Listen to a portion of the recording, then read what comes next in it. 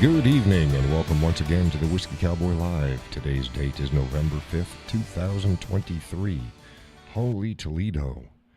We are in another month in November. I'll let folks join the show. Tonight's coffee is chocolate raspberry from New England brand. Folks probably saw me. You're either going to see it when we're doing the show later, or if you happen to be watching when the show went live, I had to adjust my Zoom meeting room. It's like, oh crap, I forgot to get that started. Sometimes when you start it, it's not formatted correctly for the layout of the show. It is now.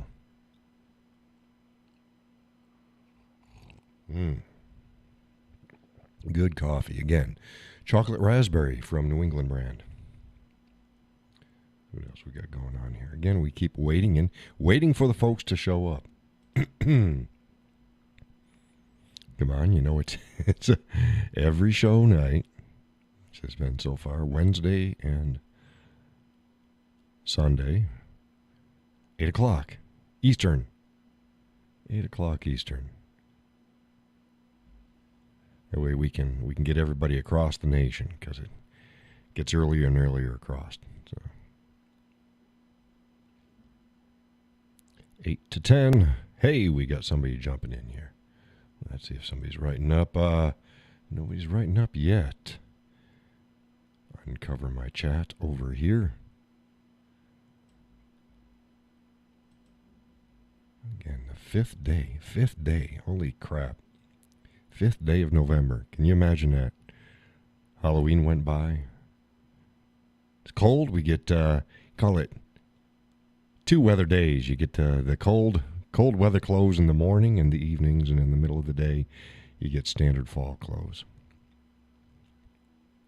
The chickens have been enjoying the weather. They have no problems. They haven't even been sleeping inside their coop. They've been sleeping still on their outside perch.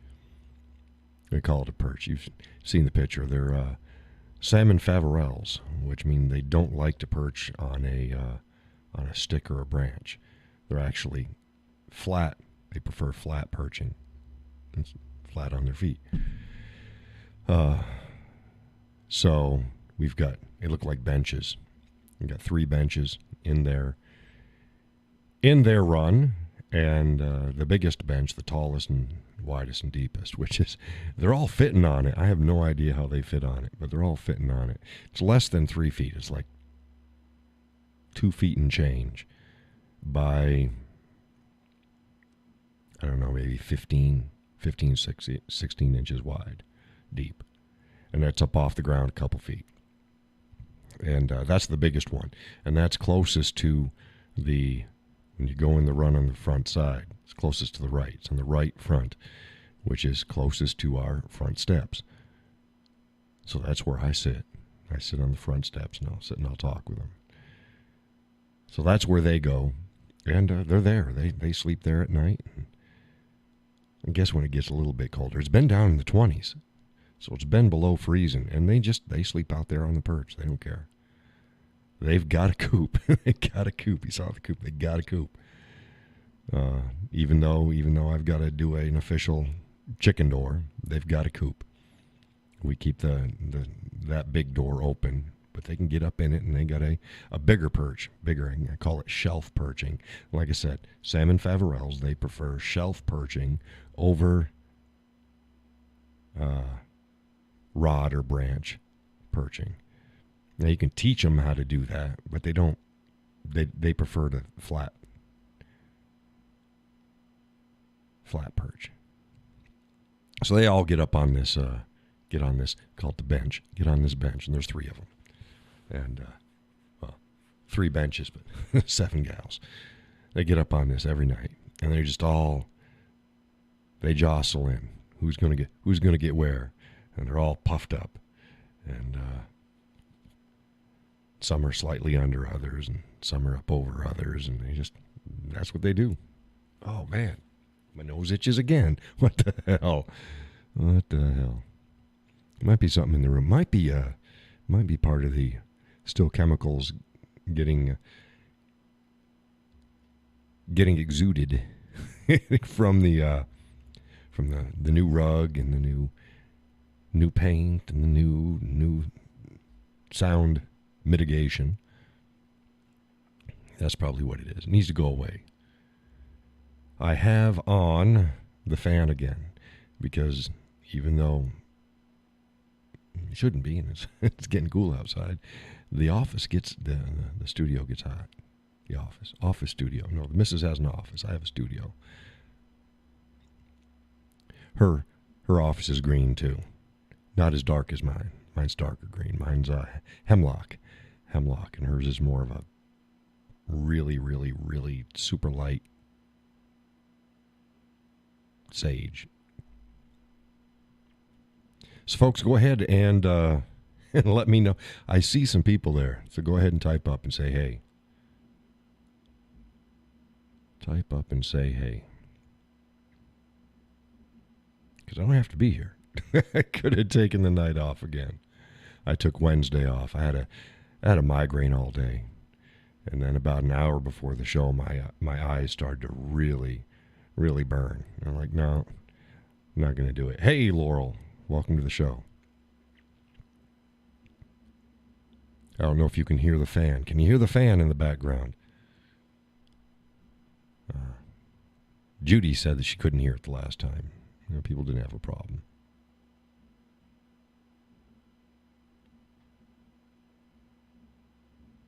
And as folks can see, I haven't rearranged any of the shelves yet. They're working right now, so that's fine. I've got other things I had to do. Like I said on the last show, which again was not Wednesday, it was last Sunday, that Gus and Sally were coming over. So they came over yesterday at Surf and Turf. I spent the evening yakking. What we got here?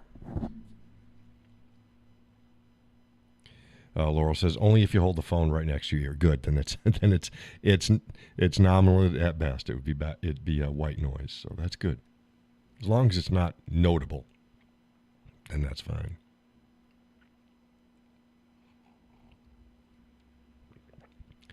So we made thin sliced sirloin, medium rare, and I tenderize it. I've got razor tenderizers. I tenderize the shit out of it. So thin sliced, thick cut New York sirloin with sautéed mushrooms and onions on the top. Scallops. My wife gives me hell for that. Scallops. No, scallops. Scallops. Plenty of scallops. Shrimp. Jalapeno mashed potatoes with extra jalapeno and sour cream. And we let them choose the vegetable. And the vegetable of the evening was broccoli. So I wanted broccoli. And that was good. Laurel says, sounds delicious. It was. Hey, if you're gonna eat with a cowboy, it's gonna be delicious. Ain't no doubt about that. It was funny. Sally's like, oh, I'm so full. I just want to keep eating. It's like, there you go. There you go. Keep eating. I don't care. Keep eating. No dessert. We asked him ahead of time. Hey, you want dessert? Dessert would have been strawberry shortcake with homemade pound cake. But they had decided before they even came, nah, it's going to be a big meal, so no dessert. No whiskey. No whiskey. And they brought their own coffee. I got 50 billion things of coffee, but they brought their own coffee. It's like, no, it's okay. I had beer. Beer with dinner. And then we, like I said, we just spent the evening yakking away. Never made it to the living room.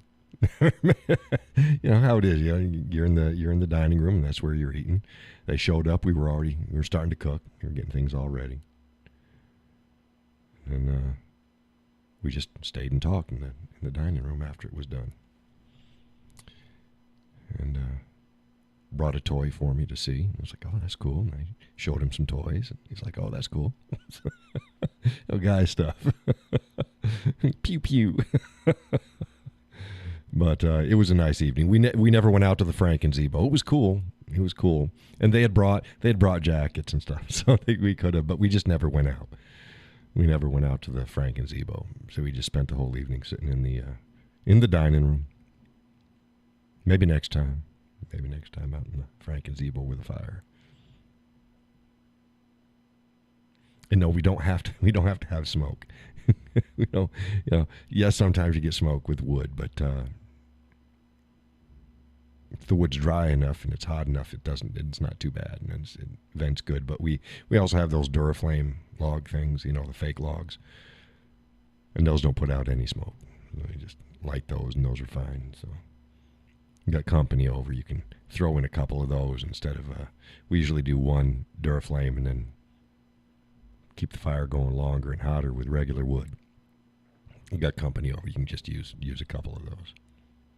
No smoke. You don't have one of those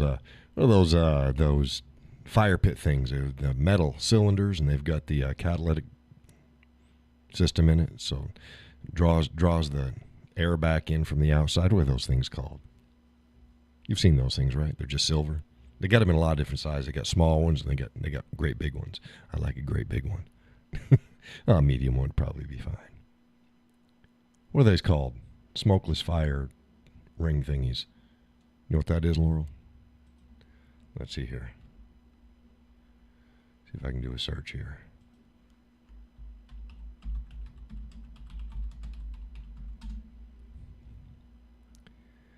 Solo stoves.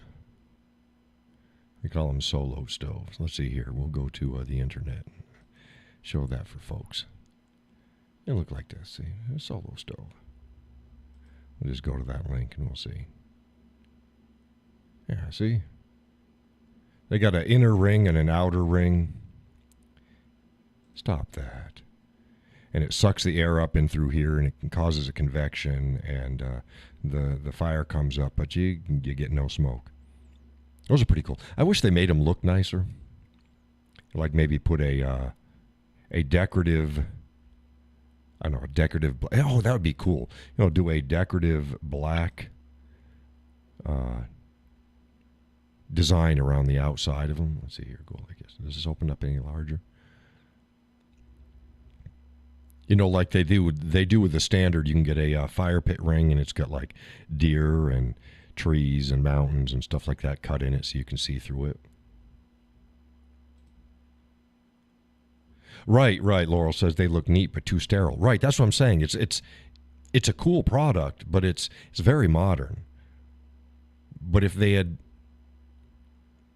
maybe even just like put high temperature paint, stenciled the images on the side, make it, do a black on the outside, or do maybe black with silver rings because you can see through it, or like I said, do the cutout look of the traditional, metal fire rings, and it's got the deer and woodlands and stuff like that. Hey, Judy. Howdy, welcome to the show.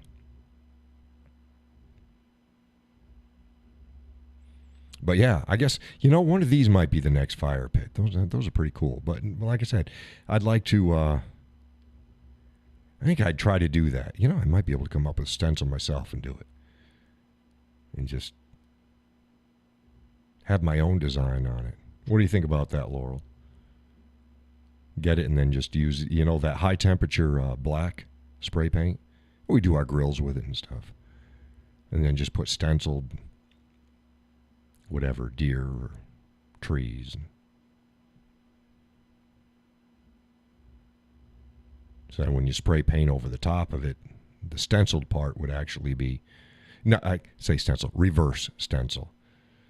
So you just tape off the top, so the top ring will be silver like it is, but then, right. She said that would be great. Then you can personalize it, right? Because that shouldn't affect how it works. Yeah, and then you just, if you got like stickers of deer or stickers of trees, you could just put them all along the bottom. Yeah, because I'm sure you could do trees. Heck, you could even cut it out yourself. Take those air freshener trees and just do that and just ring the whole bottom and then just paint it black up to the top ring. Not just to where the cylinder stops, not the little extra part. Or wouldn't that be cool if if a company was smart enough to go, hey, why don't we make a sleeve, a metal sleeve? Can you imagine getting a metal sleeve for that? So a company just laser prints them out, laser cuts them out, or however they're going to do it. And then they have the sleeves for each of the sizes of the solo stoves, and you can just slide the sleeve over. Then you can just replace the sleeve at will. That'd be pretty cool. Laurel says you should do a few cowboy hats, a couple horses, and bourbon bottle or two. Yeah, you could do that. You could do that. Hell, could you imagine? Look at this. Let's go here. Let's go back to the show. You see there on the Zoom meeting? That's the Whiskey Cowboy logo. That'd be pretty cool on there, huh? Put some horses, get the Whiskey Cowboy logo in various places. So it'll be black. The main part of the thing is black, and then where it's white on the logo would be the silver through the backside. That'd be pretty cool. I don't know how I would do that. I have no idea how I could do that, but that'd be pretty cool.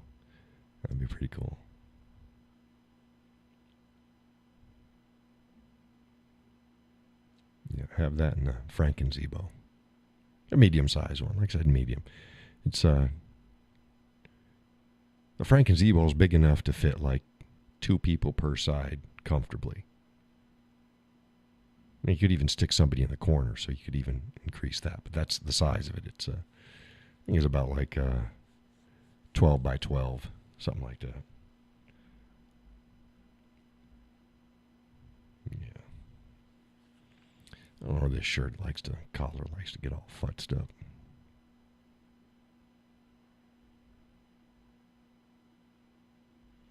So, what else we got going on? Here? How's everyone's weekend been? Folks might notice my beard's getting thicker, longer. Get my winter beard in. It's coming in proportion to okay, so it's like, okay, we'll go with it. I would have usually cut it down. It's about an inch and a half longer than I'd normally like it, but it's like, oh, it's looking okay.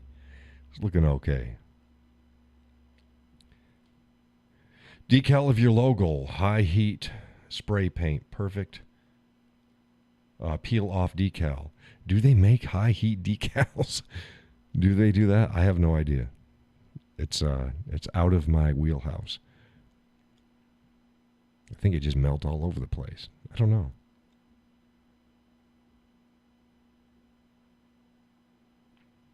Decal of your logo, high heat spray paint, peel off decal.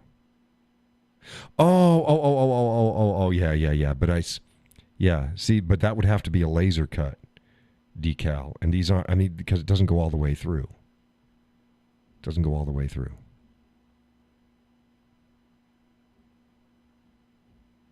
gee, I wonder. I'm trying to see whether or not that would work. Peel a decal off so it would be into. No, you don't get it. Yes, that would work if the white part of the decal was a separate entity unto itself. But if it was done as a standard decal, it's just white on black. So you'd have nothing to spray paint through. Does that make sense? It would have to be. I'd have to get like the ones that you order for your car windows, but you'd have to get it just the white part only. And then, yes, then you'd spray it, and then you'd peel the decal off. Is that that's what you're talking about? I'd have to get a bunch of those without the black background. just the white itself. I think I'm reading you now. Is that what you're talking about?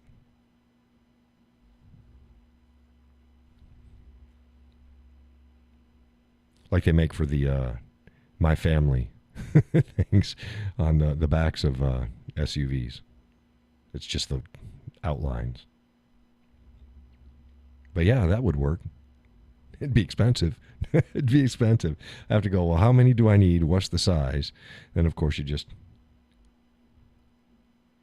Yes, my son had a decal business for cars. Yeah.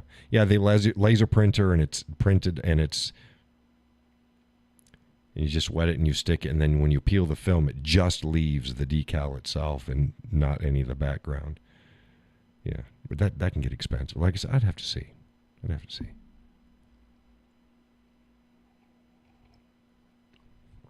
But it'd be cool.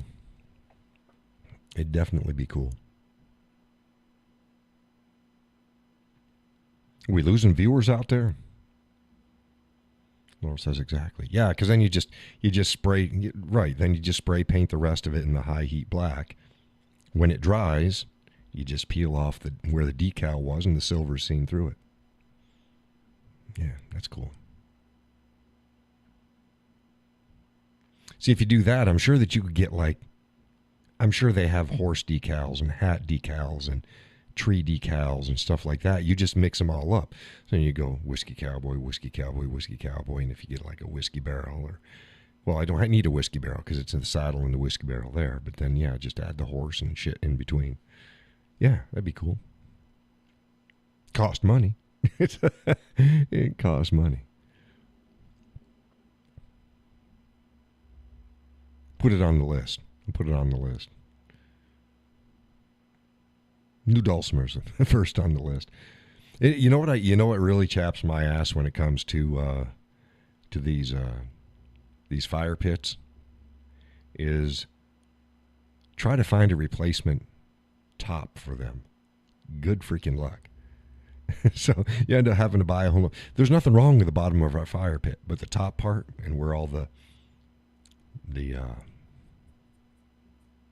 spark screen is, and the top that holds it on, it's all rusted out.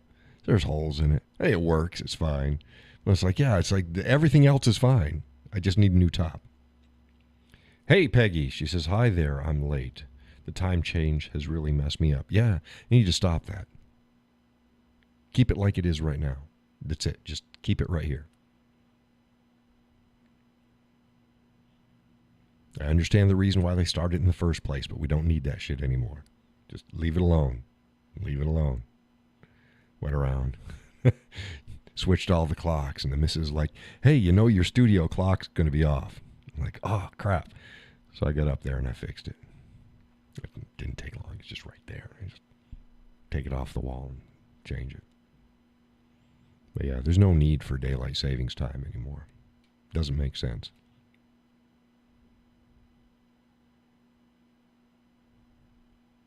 Oh, we got some more people coming in. Welcome to the show. Say hi. Say hi. But yeah, the next thing is a new dulcimer. You're like, oh, John, yes, you still haven't put up videos of your current one. I will. I'll do a complete breakdown. I did a breakdown with a dulcimer with Gus and Sally. Explained why I would like a new one. There's a lot of valid issues. Pretty dulcimer if you don't look too hard. So yeah, next year next year's on my like to get new dulcimer. Get either an acoustic dulcimer, but that's new at a minimum, and because of what I want, it's probably going to be about about $600. And that's mainly because my scaling type for the frets are going to be chromatic and not the classic. I'm tired of missing notes. So you play a song, get 3/4 of the way through. It's like, oh, this is a great song. You're playing the whole song. It's like, oh, shit. I'm missing a note here. There should be a note here. And it's not there. Sometimes you can find it on another string. Sometimes you can't. which is why a lot of the dulcimer arrangements for certain songs, they sound uniquely different because they remove notes or they change a note and they just, so whatever. But it's nice. But I'd like to get all my notes. So we're looking at probably about 600. Now my dream dulcimer, this is what I'm really shooting for. And total cost is going to be right about $5,000 for it. And I posted up a picture on my Facebook page. Oh man.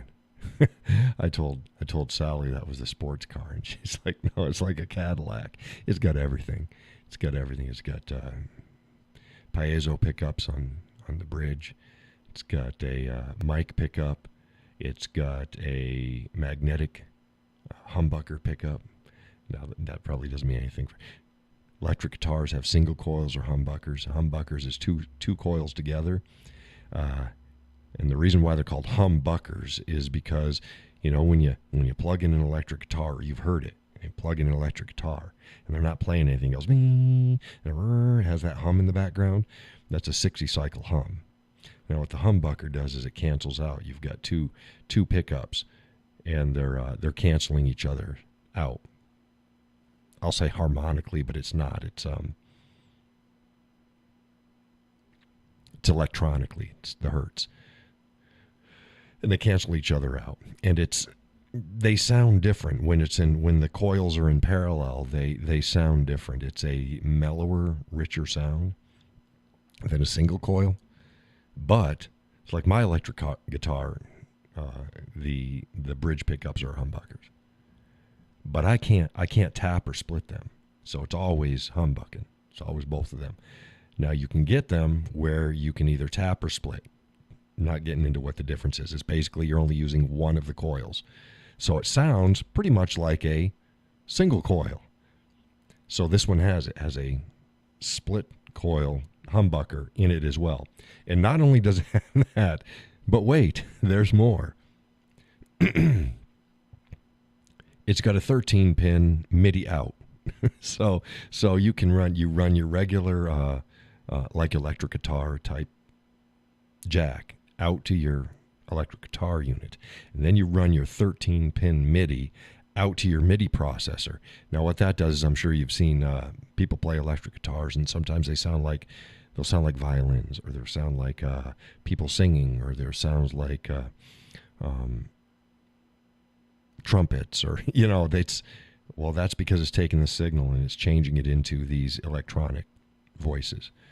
Now you can also vary the output of each of those things. So you can play with all of the regular pickups and then run very faintly in the background like strings. Like you've got violins and cellos just mimicking you. They're playing, but it's very faint in the background. It's like, oh my God, that's so cool. Now on top of that, it's got a radiused fretboard, which you don't find very often in dulcimers. It's usually flat. It's got a radiused fretboard. In other words, instead of the fretboard being flat where the frets are and you just run it up and down, it's crowned.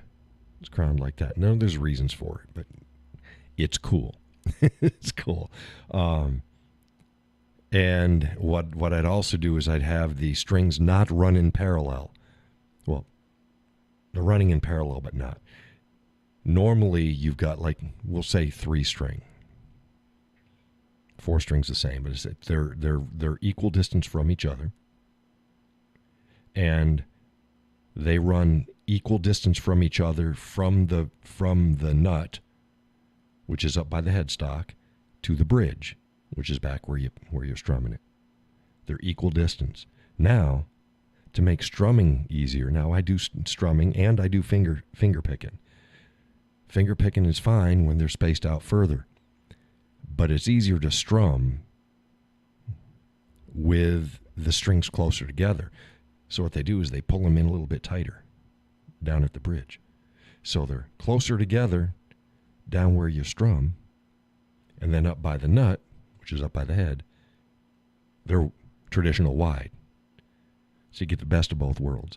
It's like, oh my God, this particular dulcimer is absolutely amazing. Absolutely amazing. I will go ahead and, there we go. I'll bring it up for you folks so you can see exactly what I was talking about. See, there it is. And this one also has an ebony fingerboard on it, which mine doesn't. Mine's just the standard fingerboard. But there's the humbucker pickups. Here's the piezos, which has a crystal under every single string in the saddle back here. And then there's a mic inside. And then these little, you can sort of see stuff here. It's actually, it tells you what the controls are. They're little wheels on the outside of the dulcimer. Oh yeah, this is a beautiful dulcimer. And you can see this does not have a standard violin head on it. It has a more traditional, almost like a Fender guitar head on it. And what this does is it allows the strings to run straight from the tuning pegs and not bent from the tuning pegs. So it offers better stability. This one also has no edge, rolled edge, so it's a rounded edge on it. In other words, there's not like a shelf with an undercut. I think, let's see if I can find. See, there's mine, and you can see a little bit of light down in this other end. That's because the side and the back and the top, they're not even. There's a shelf. It's called a violin edge, and this one doesn't have it. This one's just smoothed over. And there's the pickup on the back. There's a pickup, and you can put a strap on it. And you go, what a strap? What do you put a strap on a dulcimer? Yeah, there's another pin. There's a strap button up underneath the head area. And instead of putting the strap over your shoulder like when you're playing a guitar, you put it behind your back. So this is the dulcimer is sitting on your lap, and it keeps it from sliding down your legs. Because some people put them up at an angle, some people don't. So this one right here, with some minor changes, is that's my dream dulcimer. That is the, and again, Sally calls it a Cadillac or a limousine. She changed it to limousine because it's got so many things. But this is, I call it the hot rod of dulcimers. It's got everything, and it sounds wonderful when it's played acoustic. But then you have all of those different options that you can play. Sounds almost like an electric guitar. It's pretty damn cool. And this one has the chromatic. It's got a lot more. You see how close they are, most of them. And let's go to mine again. There's mine. You see how there's not as many frets. Let's go back and forth. There's that one. And then there's that one. See, I'm missing some frets. And like I said, I'll be playing along, and I'll need a note someplace in here, and it ain't there. Like I had mentioned online, and I think I'd mentioned on maybe the last show.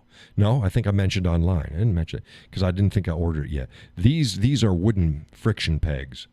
And they're fine, and it's pretty old school. But what happens is when the wood dries out, either the body or the pegs, it just detunes itself. It'll be hanging on the wall, and you go, pew, and then the string is bloom, bloom, bloom, bloom. There's no tension in it. So I am replacing these wooden pegs with a more modern, but it's not super modern. They're not closed tuners. Excuse me. With some open-geared button head tuners. So instead of the heads being on the sides like this, they're on the top, and they're pretty much like pass-through banjo tuners. It's just a little gear tuner, and it's a little bit more modern, and it's fine, but it'll allow the dulcimer to stay in tune more often, easier. It won't slip, and it won't slip when I'm playing it, which these wooden pegs do sometimes. How you stop that as best you can with the friction pegs is you put one couple fingers on the far side of your head, and then you take your thumb and you just push the peg in as hard as you can. And oh, that trunk is beautiful. Thank you. Thank you. I should retouch it up, but I did. This was refinished. I actually helped refinish this. It was leather bound when I was a kid. Oh hell, I must have been 5 or 6. And we cut all of this was all covered up, and it was leather. Like I said, it had leather bound all between these things, and so you didn't see these metal straps or anything. So it was all leather between these boards, and we cut it all out, and then we sanded everything down. We repainted and refinished everything. We stained the wood here, painted this wood, and painted the rest of it black. I said, I think I was 5 or 6, pretty young. Straps are getting old. I can replace them though. I have to come in and undo it and then just replace the leather straps. But yeah, I don't mind I'm not using it for travel, so it's not like it's going anywhere. It's just going to store stuff in the studio. So that's over in the studio. That's like I said, this is you can see the chair on this other side over here. That's my playing chair. It's bar height. And so when I'm going to play this dulcimer and my guitar, might bring up the electric, don't know. I'll be over in this corner. This will be the corner that I'm playing in. Corner of my studio. No, Gus didn't. I didn't bring Gus up to the studio. You've seen pictures of the studio. We were just downstairs. Just downstairs. But there's free speech. We aren't to that. But yeah, and this is an hourglass. I prefer a teardrop because I grew up with a teardrop. They're just beautiful. Most people, damn it, the other way. Most people go hourglass. How was your dinner? Our dinner was great. I already told folks what the dinner was. I don't think you were in yet. And we let Gus and Sally decide whether they wanted asparagus or broccoli. And they went with broccoli. So again, the menu was, I got a thick cut sirloin. It was about this big, this thick. It was pretty thick. And I tenderized the shit out of it with my razor blade meat tenderizer. Basically chews it all up for you. And then I put, and I didn't mention this thing earlier, I put smoked salt on both sides of it, seared it, put it in the oven, pulled it out at 116, let it rest, sliced it super thin, and plated that with sauteed mushrooms and onions on the top of that. And then we had jalapeno mashed potatoes. So that's jalapeno cooked. We dice it up and then cook it up. Diced jalapenos in the mashed potatoes, butter, cooked jalapenos, get the oils going, garlic salt, onion salt, or garlic powder, onion powder, salt, pepper. Mix that all up good.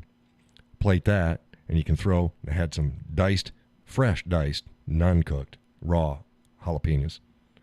You can throw some of them on the top of that so you get a little bit of texture in that fresh jalapeno. And then dollop of whipped cream on the top of that. So we had that. And then we had the broccoli. And we had scallops and shrimp. I forget to mention shrimp. I didn't have any shrimp. I just had scallops. But everybody else had shrimp and scallops. So that was dinner. And of course I had beer.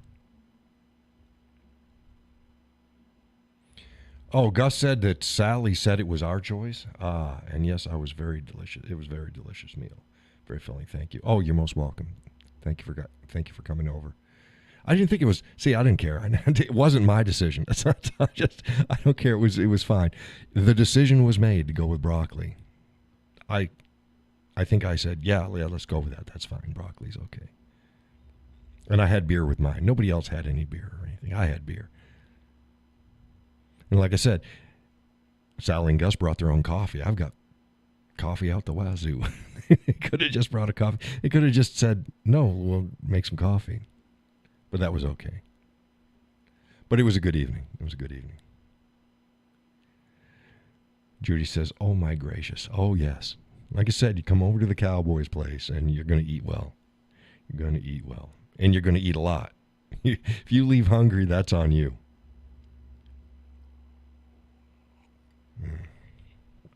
Yeah, it was a good deal. Good dinner. A nice red wine. I had red wine. I said, "You want some wine?" I went out and I got my blackberry Merlot. It's like, oh, that would have been great with it, but they didn't want anything, so it's like, that's fine. I don't care. I got it. Drink it if you want it, but no, I don't care. It doesn't hurt my feelings. We talked about that too. It's like, no, it doesn't hurt my feelings. If I offer you whiskey and you don't want any whiskey, I'm not going to get offended. Oh, how dare you? How dare you not drink my whiskey? That means, how dare you leave me more whiskey to drink myself? Oh, my goodness. Judy says, it sounds amazing. Those mashed potatoes sound dreamy. They're awesome.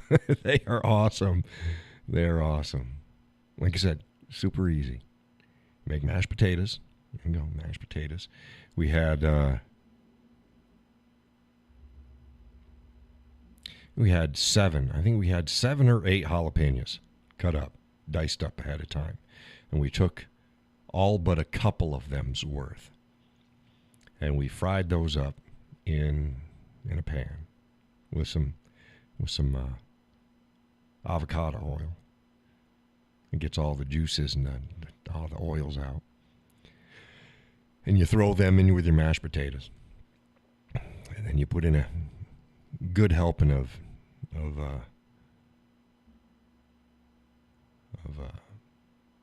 garlic powder, throw in some onion powder, salt and pepper, some butter. Butter. Just mix it all up. I think the key is once it's plated to sprinkle some more just fresh raw jalapenos on the top of that. I think that's really the key. Sally agreed. Sally agreed. It's good potatoes, nonetheless. It's like, yeah, don't just have mashed potatoes. Have jalapeno mashed potatoes.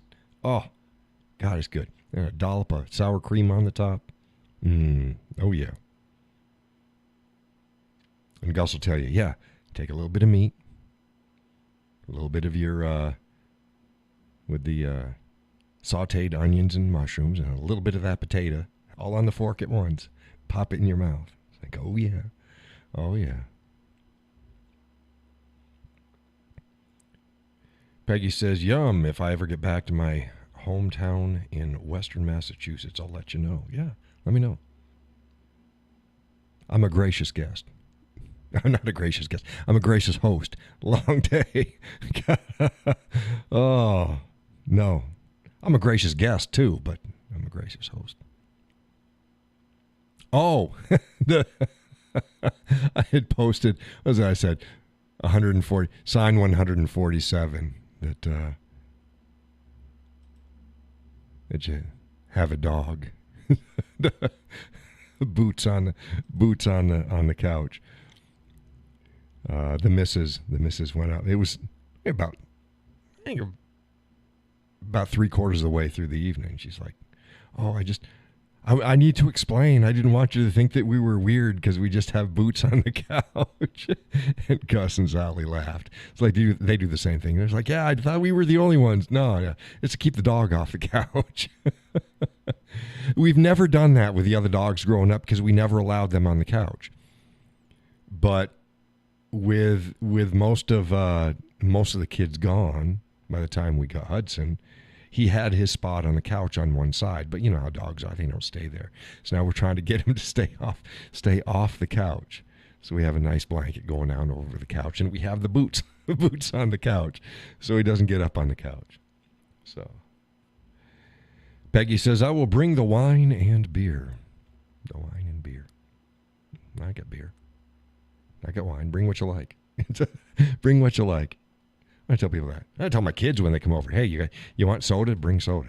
Because we have water. In the summertime, we'll have maybe some lemonade and some iced tea. But Peggy says, how are Hudson and Puffin doing? We haven't had the breakdown of Hudson and Puffin. Excuse me, Puffin doesn't live here anymore. But Puffin's doing fine. I'm going, oh my God. Puffin doesn't live there. Probably Gus and Sally didn't even notice. Yeah, no cats, no cat hair. Puffin went with my youngest. So Puffin lives in the outskirts of Manchester now. Outskirts, not Manchester proper. It's the outskirts. But Puffin's doing fine. Hudson, he's doing okay. Oh, Gus and Sally, I tell you. Yeah, he's doing okay. He's getting old. He got a sore on his nose. Won't let it go. Bleeds sometimes doesn't. He's just getting old. Getting the fat tumors. He's just an old dog. White in the face. Other than that, he's doing great. Happy dog. He's got his quirks. See, we complain about Hudson because we live with him all the time. Most people come over to the house and they're like, you kidding me? There's nothing wrong with this dog. He doesn't get into things. He's not jumping up on people. He's well behaved. He bothers people. He bothers people in the way of he'll just stand by you until you pet him. That's about it. He'll stick his nose near you. That's all he does. So, yeah. Aren't we all? No, we're not. Stop it, Peggy. I don't know about you. I'm not getting old. It's like, all that white and gray in your beard, John. Stop it. No, stop it. It's my sexiness bleeding out all the color. Oh my goodness. But yeah, Hudson's doing great. He's doing great. He doesn't bother you when you're eating. Well, Gus and Sally will tell you it's not an issue.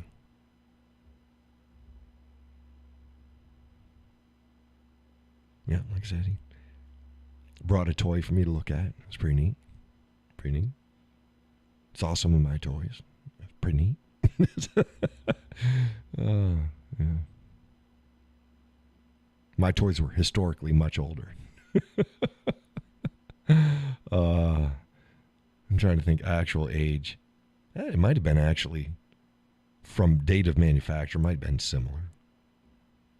Mine might have been a little older. But historically, way older. Way older. I'll show folks eventually. And go, oh, that's fucking cool. Yeah. But, yeah, it was a good evening. Good evening. And Gus and Sally will say, yeah, John's just like he is. Right. This is if you're sitting across the table from me during dinner or whatever, this is what you get. Except you get better food. Because now you get nothing. You get to hear me talking about my coffee. Tonight's coffee is chocolate raspberry from New England brand coffee. And that's that one. So we went shopping today, got some more ice cream. And some other stuff. We needed milk. So we were like, hey, we can order stuff in, or we can go out. No, take you out. So we went out grocery shopping. She's like, oh, I'm hungry. Oh, I'm hungry too. So I brought her out to lunch. Went to the Weather Vane.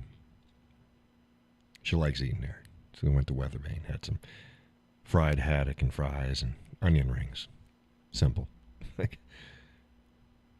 Then came home. That was our day.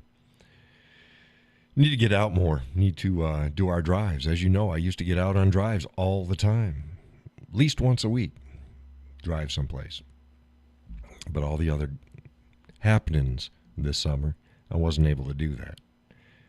So, Gus says, yummy. Yeah, it was good. It was good.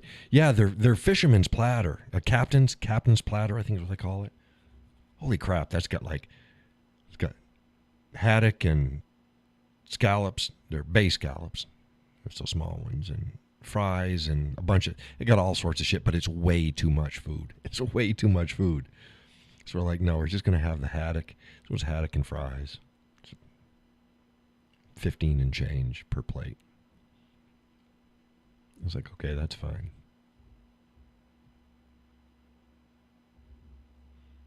Yeah. Got early, so it's nice fresh oil. So you don't have to worry about old oil, burnt stuff. So yeah, it was good food. Came home. Took a nap. I did some stuff. And sat down in the recliner. And, oh shit! There's an hour gone. Woke up and I had to clean out the mudroom. Got a freezer coming in tomorrow, so I had to clear out space. Gus says I always eat dinner for 2 days after. Yum. Oh yeah, from the weather vane. Is that what you're talking about when you go to the weather vane?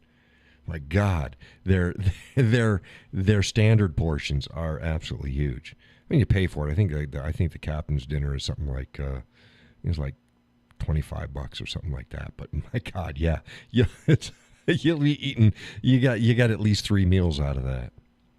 It's like holy crap! It's a lot of food. A lot of food. So you and Sally go to the weather vane?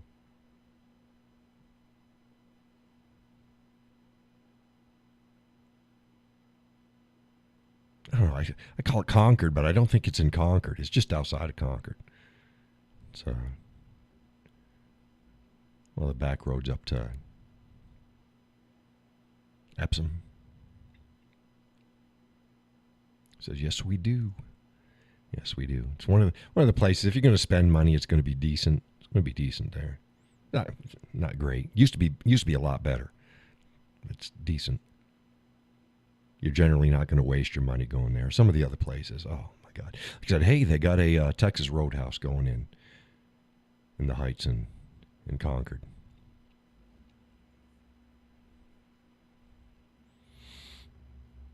Yeah, the weather vane. That's just up from Super Shoes or something like that.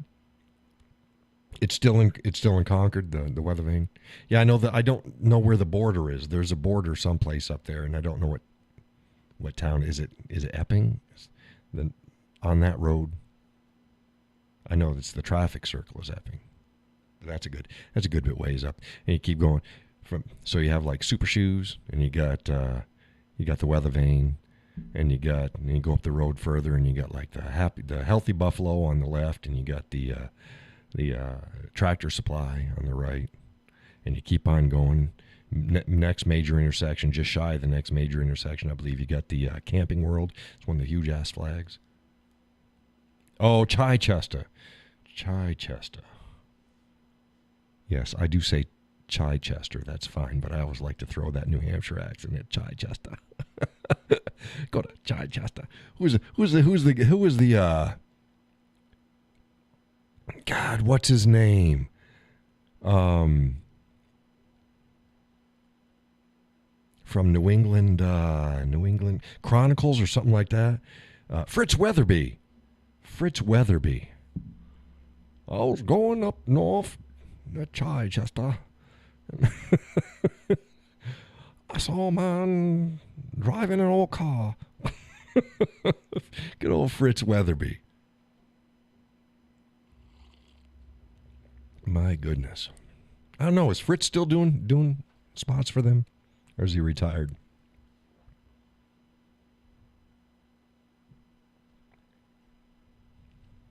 Chichester. Yeah.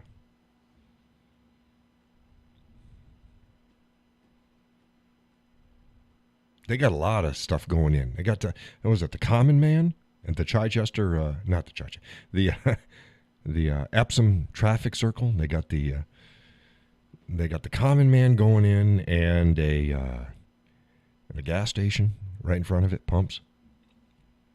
Gus says yes, he still is. Yeah. Good old Fritz Weatherby. He's an old-timey, folky guy.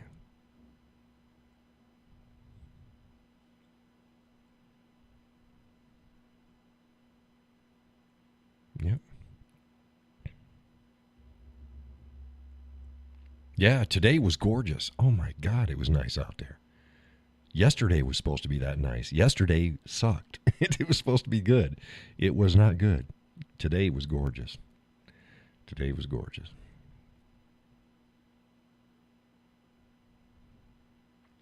Now we got more people joining the show. Come on, folks, say hello. Type up and say hey. If it's your first time joining the show, say hey, it's my first time. And let us know where you're joining from. We get folks in from all over the place. Two German young fellas haven't joined the show in a while. I know one of them, he follows me on Instagram, but they haven't made the show. They're German, but I guess they're both of Turkish descent.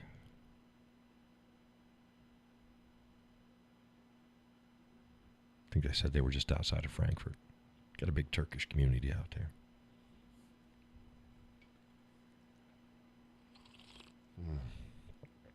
Oh my goodness. So what else is new? I got to put out more content. Like I said, I got some music videos for you folks. I got some more breaking leathers. I've just been busy. I've been busy. Haven't had a chance to breathe. It's like, breathe, Jesus. All downhill from here, and now it gets dark before 5. Yeah, but that's good for fires. Yeah, me and the missus will be out in the Frank and Zebo. We will be out there. We love this time of year. I start the fire, and then sometimes she has she wears a winter cap. It's so cute. She wears a winter cap, and then she got her blanket on, and sitting there by the fire, and the fire light's going. And then we got our lights around the edge, and yeah, I sit there and stoke the fire. And it's like, oh, this is nice. So yeah, in the summertime, you got to wait until 9 o'clock? 9 o'clock before you start the fire. It's like, oh, it needs to be a little bit dark. Well, now it's dark at 5. Start the fire. Chickens are doing great. They're roosting up. I'd already said they're all, settled in for the night. 5:30, they're on their bench. They'll get into the coop. It's ready for them. They'll get into it when they're good and ready. I mean, they're stupid, but they're not that stupid.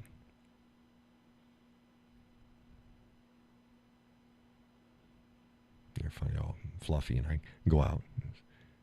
Hey, how you doing, pretty girls? How you doing? And they go.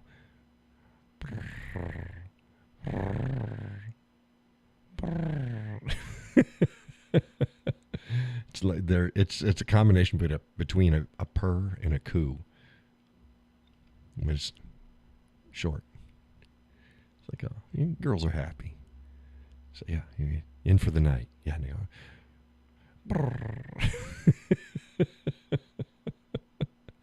It's okay. Well, I'll see you. I'll see you in the morning. I say I'll see you in the morning, but I check them before I go to bed. Go out. It's like after the show, same thing. Get everything, grab my water, take care of business before I go to bed. And, go out and see the girls. And say, hey, how you doing? And go in, lock the door, and go on up to bed. Yeah. The Grammys girls, but yeah, I probably spend more time with them. It is what it is.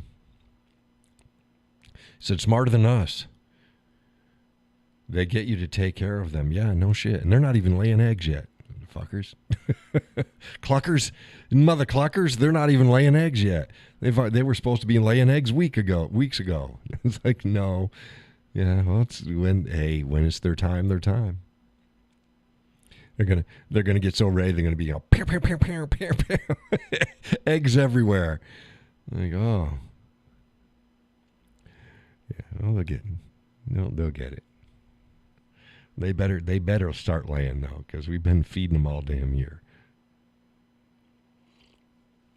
They're interesting pets. They're fine. Sally even went out to see them. She was looking out the window. I said, go on outside. just go. So Sally went out and saw him. I don't know what she did with him. I was inside cooking.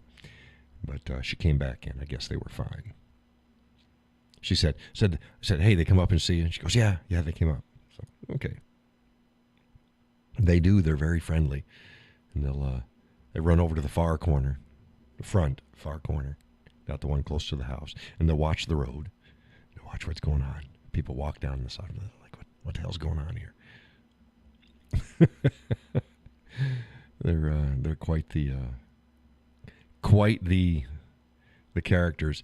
A lot of them, they look an awful lot alike now. There used to be very distinct differences between at least 4 of them. I could tell about 4 of them apart. Now I can only tell one. Alona, that's it. I know who Alona is. Her head is just a little bit smaller than everybody's, and she's got really white feathers here, but not a lot of them. So she just looks a little different than the rest of them. So I know her. For the rest of them, I don't know Blackbeard. I had one Blackbeard the pirate. I called her Blackbeard because she had really dark beard feathers, just black. And now they're all about. They're not all super black. They're all kind of about the same colors now. It's like, well, I don't even know who Blackbeard is anymore. But I know Alona. So that's good enough. Just start laying eggs. start laying eggs, please. Please.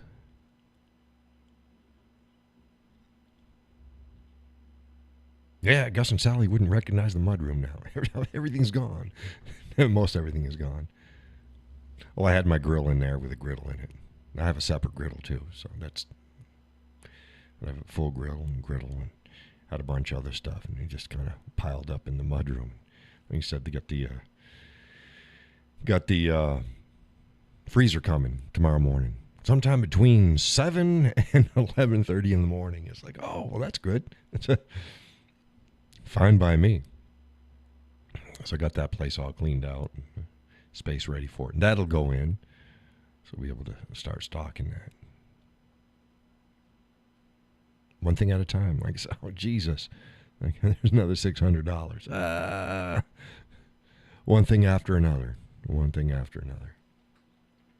I say we pay the bills. Fuck you. We don't go on vacations. We don't live extravagantly. Get the things we need. Gus says, got to make room for the meat. Yes, got to make room for the meat. That was we had been talking for years about it. But I guess since Gus brought it out, I'm not talking inside baseball. I'm not talking out of turn. Gus and I and maybe a couple other people are going in on a cow. It's the cheapest way to buy it. So everybody's going to get a good chunk. Doing it in two parts. They said what? December we should get the end of November, early December we should get the first batch, and then probably end of December, maybe early January for the second. Good chunk of chains. I mean, you're still talking what, $600 to $800 a piece, just for that. Forget how much money we're paying it, but yeah, you end up getting it for like $5 and change a pound overall, and with the beef prices, no. So if you can do that, if you can get in with a bunch of folks, go ahead and pool your money in and buy it. But you need to be able to store it. Laurel says buying local is better anyways. Can be. Yep. Doesn't mean there's not good. I mean, there's ranches all over the place. There's ranches out in the Midwest. They got good cattle. But it's different. It's different when you buy direct. And I think that's what you're talking about, buying direct. It's not just, doesn't have to be local. Buy direct. Not second and third way down the chain for these big, huge producers. But you can get, yeah, I mean, you can, there's a couple ranches I got They got set aside. You can buy them. You can buy it from Montana. Got a nice ranch. You can get heritage pork from them and beef out of Burnt Hollow Ranch, Deer Lodge, Montana. But see, you just go direct. You find out what the rancher's doing. Or here in the Northeast is farmers. Same thing. Oh, what's the difference between a farm and a ranch? Nothing. Ain't a goddamn thing different between a ranch and a farm. Nothing. It's locale. Just some parts of the countries call them one thing and another calls them another. Laurel says, I buy from a local farmer and he takes it to the processor. Yeah, a lot of them do that. Yeah. We've got several processing places in New Hampshire that the farmers, they bring them to. They go and like us, how much you going to pay? Don't know how big the cow is. don't know how big the cow is. So guys are like, hey, here's a cut sheet. It's like, no, just have them cut it up. Just nothing, whatever the cut is, inch to inch and a half. Nothing narrower than that. Then whatever you get, you get. I'll cook anything. Give me the shittiest cut of beef, and I'll make an absolutely delicious meal out of it.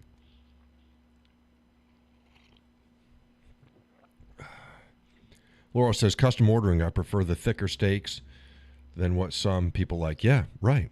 Well, that's why you get the cut sheet. And you tell them ahead of time, like I said, yeah, this is my only requirement, an inch to an inch and a half thick. That's it. Anything other than that, whatever it is, I don't care. However much that's going to get me, that's what's going to get me. Yeah, I don't like super thin. I hate it when the stores are doing that shit. It's like, yeah, well, I know why they do it, because they can sell it in more affordable pieces. But it's like, no, you're stupid. You get people out there, you go, okay, excuse me, I'm going to buy 2 thin steaks. Because you're feeding 2 people, right? No, screw that. Get 1 thick steak. Cut the steak in half. It's going to be a better steak. It's going to be a better steak. Gus says, Laurel, that's what we're doing. If a dairy farm, it's a dairy farm right here in Boscawen. Yeah. Yeah, I think Gus and I were talking about it one day, and then say, yeah, we've been thinking about that, and then not long after that, he gives me a call. Hey, John, you want to talk? So it's like, yeah, okay. I say, yes, let's do that. Let's do it. Let's get it done. So yeah, we'll have those in. And Gus has a big freezer. He could have kept all the meat there, but it's just easier. Yeah, we'll just get a 16 footer. 16 cubic foot freezer. Should get us, 400 or 500 pounds of beef in it.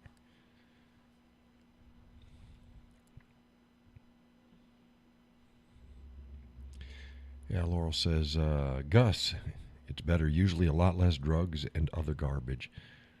Yeah.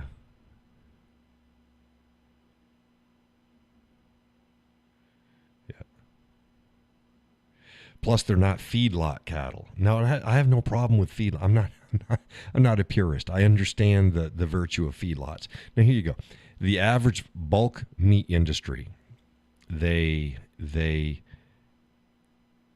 grow the beef for a certain amount of time, the cows for a certain amount of time, and they ship them to these feedlots, and then they stuff them with food, and they put on as much weight as they can at the feedlot. I understand the virtue of that. I really do. I'm not opposed to that. I'm not one of these tree hugging, oh my God, oh no. I get it. We've been doing it this way for a long time. However, that said, if you can get a slow-fed, grass and goodies fed cow that's of the same weight, it's going to be better steak. It's just going to be better steak. But it usually will cost you more. Definitely cost you more if you're buying the cuts. But again, if you go in and you buy a whole steak, or a whole cow, or a half a cow, whole pig, same way with pigs.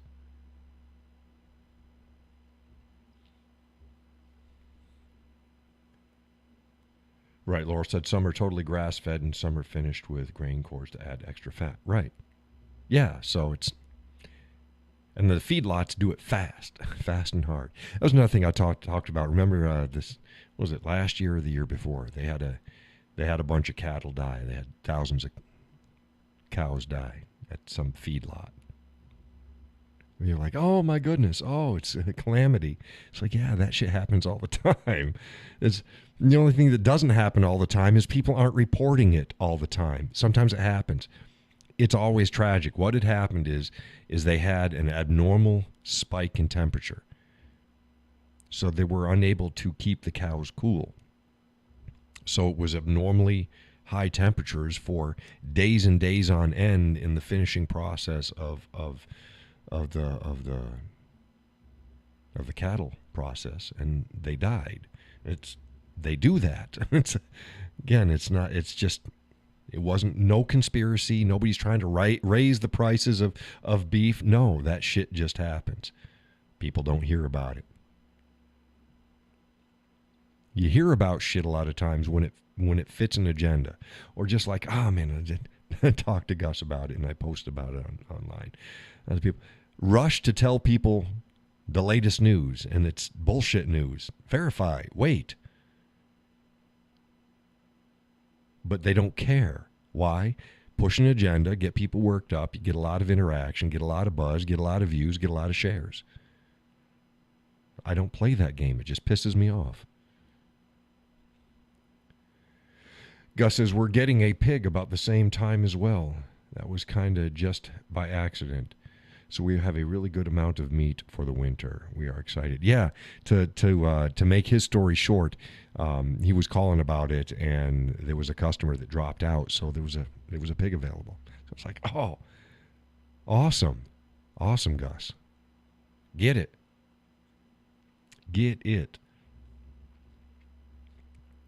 Yep. Timing. You got to ask. See what's up. See what is up. Still need some damn eggs. Girls aren't giving me any eggs. Give me some eggs.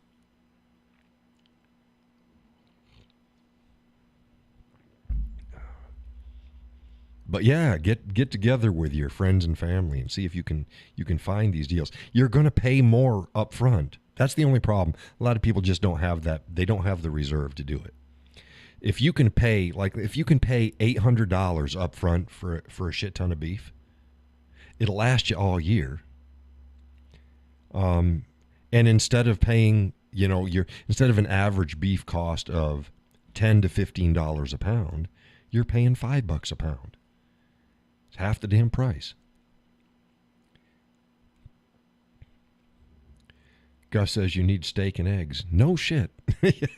Yes, we need steak and eggs. That is, like I said, that's going to be our first meal with the eggs. We'll wait until we have enough eggs. So if it takes a few days, whatever, when they start laying. And that's going to be our first egg use, steak and eggs. If the girls don't hurry up, it'll be from the new cow coming in. We'll get the beef from the order coming in, and we'll get eggs at the same time. I don't want to wait that long. It's not good. It's not good. They damn well better give us the hanger steak. That's right. Yeah, hanger steak. Yes. Don't hold back on that shit. Give me the hanger steak. Hanger steak's also called butcher's cut. There's I think there's like two. I think there's two per cow. It's basically a flank steak, but a special one.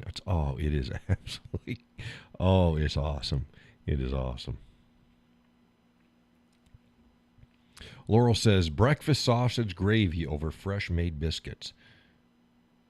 There's no eggs. You got eggs. You got eggs on the side.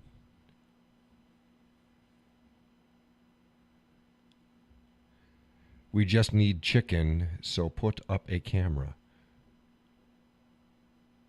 Oh, you're going to come get our chickens? Is that a threat? Is that a threat, Gus? You're going to come get my chickens? It's like, oh, shit. We had 7. We only have 5 now. Where the hell did our chickens go? Gus and Sally are like, nom, nom, nom. This is delicious. Oh, my God. They got Alona. Bark! Oh, goodness. It's like, that's terrible. John's joking about chicken thievery. Oh, my goodness. Yeah.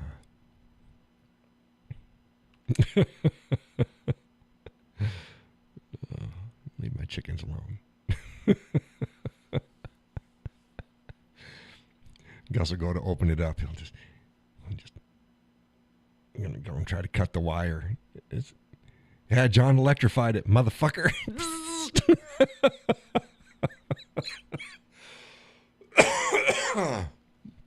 Yeah. Oh. Oh, my goodness.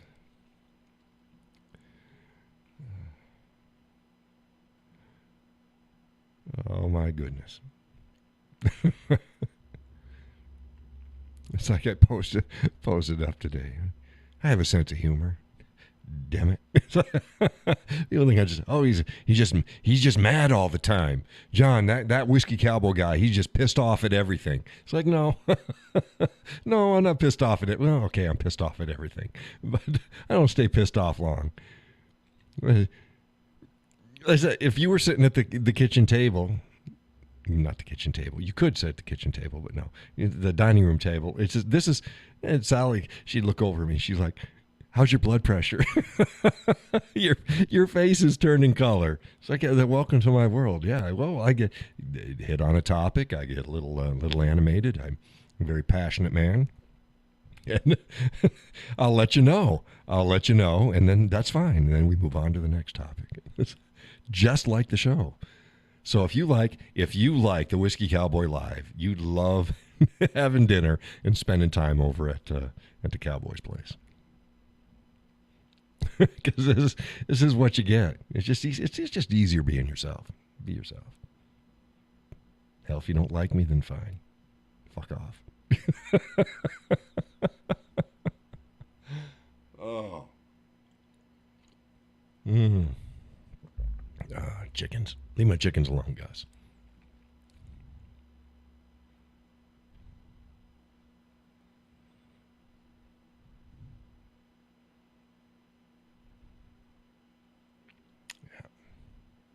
Yeah. Okay, so where were we? Besides Gus stealing my chickens. Had chicken for dinner, too. We had a big lunch.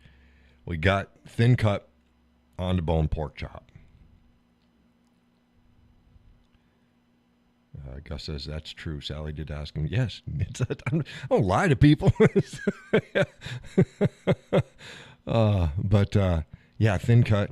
So we got 2 thin cut pork chops for each of us on the bone. And I was going to have it with, Velveeta. I don't know when they came out with this. Shells and cheese is a guilty pleasure. I can have it a couple times a year. That's fine. But you got to eat it hot because it turns to paste really quick. They got a queso. They got a queso one. So I'm like, oh my God. Velveeta shells and cheese, queso. So he picked up. So I was going to have some queso shells and cheese, and fried pork chops. We both took a nap in the afternoon. He woke up. I was like, no, I'm not very hungry. Well, then come around 6 o'clock, we were hungry. Excuse me, coffee. So we just had chicken and gravy over toast. There you go. That's a good meal. That's a good, quick, evening meal. No beer this time. Just had water. Oh my God, he didn't have a beer? Didn't have a beer with dinner? Yeah. Well, yeah, it is what it is. Bad me.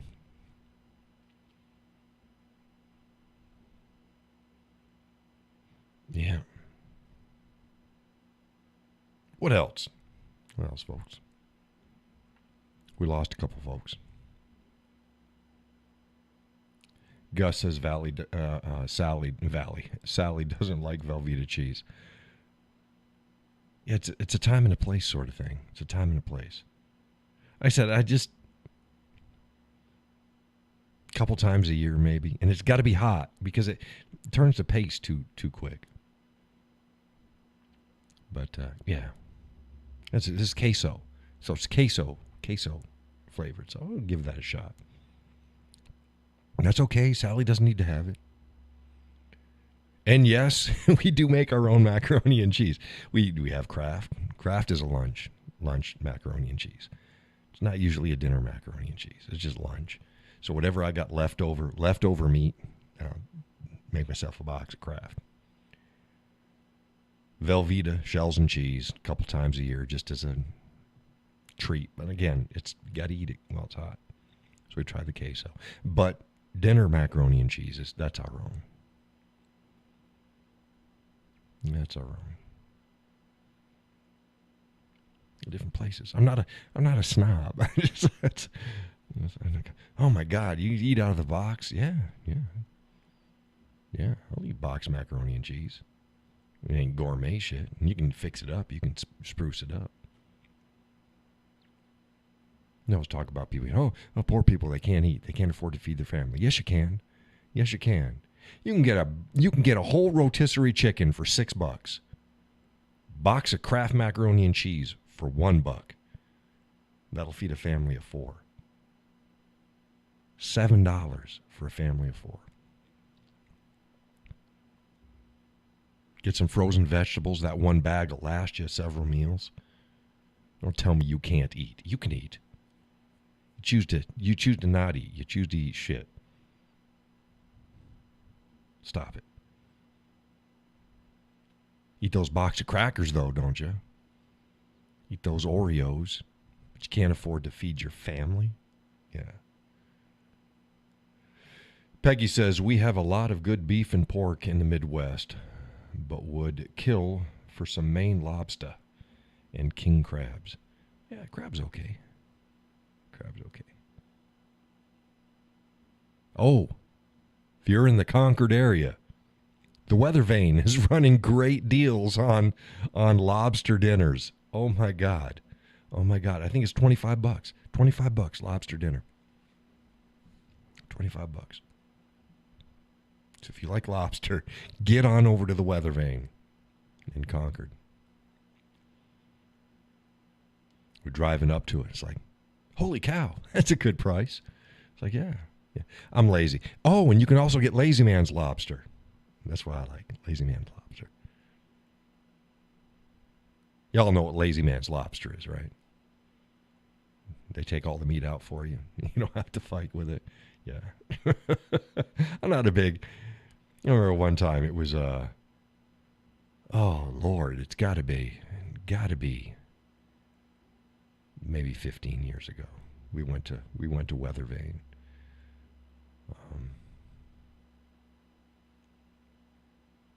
It was either our anniversary or her birthday or something. I don't know what it was. But we got lobster, and she always does my lobster for me. I don't do that. So she's taken the meat out of the lobster. And I don't know whether it was the claw or where it was, but man, it just squirted across the table, hit me right in the face. It's like, oh, son of a bitch. Yeah, good shot. So we had a laugh about that. Oh, yep. Yeah, I'm not a big... Spoiled. Yeah. Sure. Sure. Well, she's spoiled too. She's spoiled. But yeah, I don't. I mean, I'll do it. I'll take the lobster out, but she'll take it out for me. She knows I don't like doing that. It's like, oh, I'll do it. So you just the hell.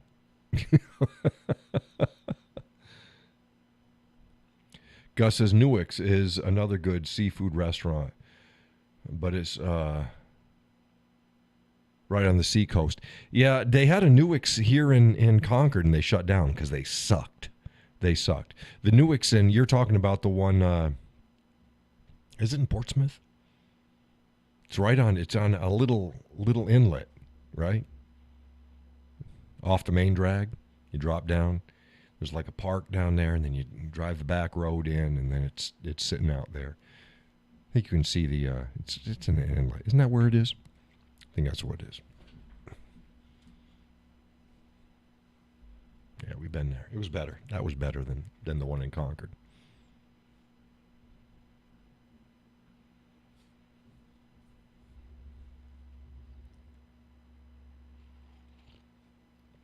I don't recall what we had, though. I can tell you what we had at the Weather Vane, though. We had haddock. Haddock. It was okay. Gus says, yep. Yep, that's where it is. Yeah, it's one of those places you got to know where it is because you're not going to get there. It's not. You got to know how to get down there to Newick's. Yep, Skipper.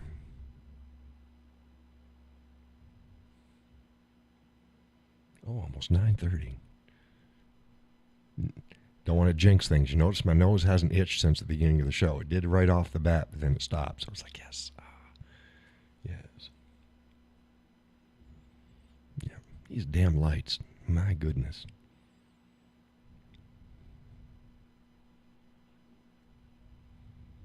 So bright.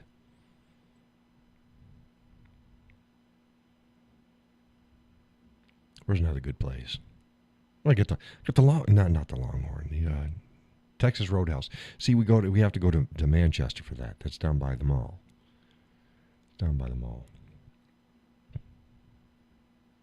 Well, not quite the mall. It's on the other side. It's by Hobby Lobby. Yes, by Hobby Lobby. Hobby Lobby. It's by the car dealerships. Cross the highway. It's two big. The roads go in two different directions there. Split roads. The other side of the mall. Longhorn is in the mall complex. It's connected to, but it's not connected to the mall. Oh, they got a good pizza place there in the mall in Manchester too.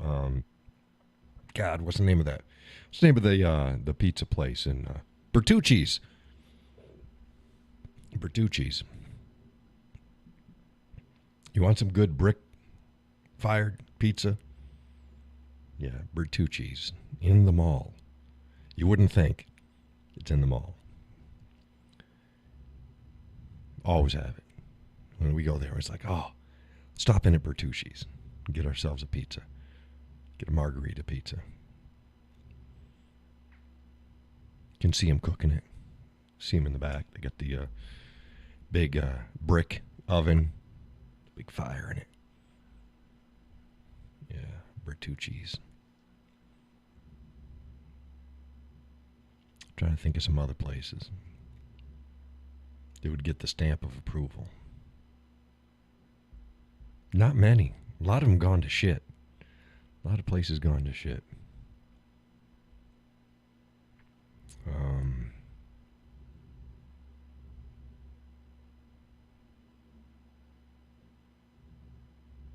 God, there's I think we had talked about it, Gus, the other day. The guy's son opened up a second location. I think they serve roast beef and stuff. What the hell's the name of that restaurant? It's by the Whining Butcher. They had moved there. They were in a different location, then they moved there. So one's by the Whining Butcher, by the it's at Pembroke. So the top of the hill by the liquor store. To begin with a D? What the hell's the name of that? What the hell's the name of that restaurant? D'Angelo's? Is it D'Angelo's? Is that what it is? Is it D'Angelo's? Used to have awesome, just freaking best roast beef sandwiches around. And last couple times we went there, it's like, yeah, yeah. It's okay. Wasn't like it used to be. Is that D'Angelo's, Gus? What is it? I think it's Donatello's. That's a pizza joint. It's Donatello. That's a Teenage Mutant Ninja Turtle. I think it's D'Angelo's. I'm not sure. He goes, no. What is it? What is it? No. Tell me what it is. D'Angelo's. No, it wasn't D'Angelo's. What the hell is it?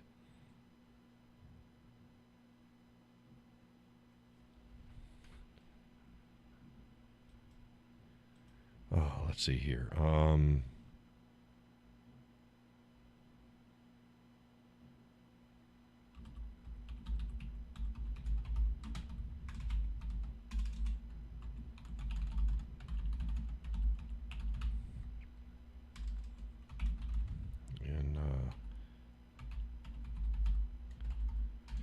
Pembroke, New Hampshire. Let's see here. There's Shirley's Maze, big pizzeria. Let's see what we got here. He's not helping me out. He's saying no. I'm finding the name of the place. No, that's not it. That's not it. Okay, so here we go. Drive the map on up. I don't know why it brought me down all there. That's not it. Okay, there's the Whining Butcher right there. Now, where the hell is it? Vino's. Yeah, Vino's. Not D'Angelo's. Vino's. That's close. One of those Italian name. Vino's. Italian kitchen. Vino's. Next to the Whining Butcher.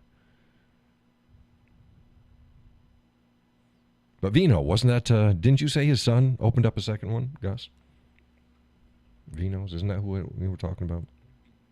Yeah, they used to be, and that location that they're there next to the Whining Butcher. They had moved there from someplace else. I forget where we went before that.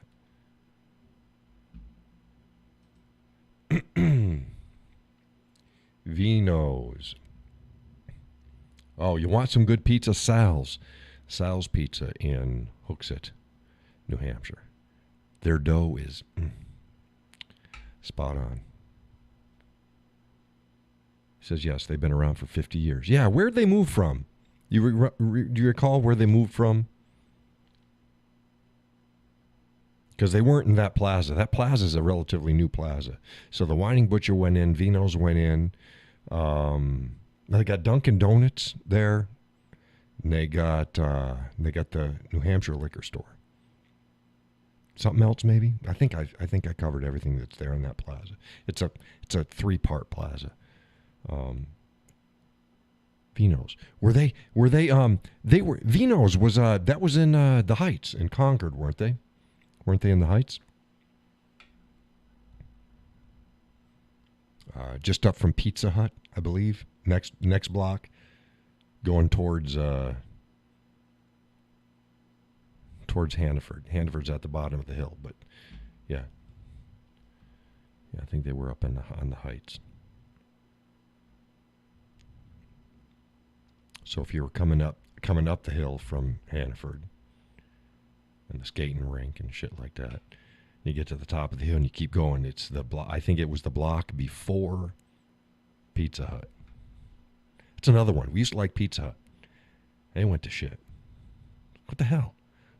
What's up with everybody just going to crap? But wasn't that where they were, Gus? Tell me if I'm wrong. I think they were up in the Heights.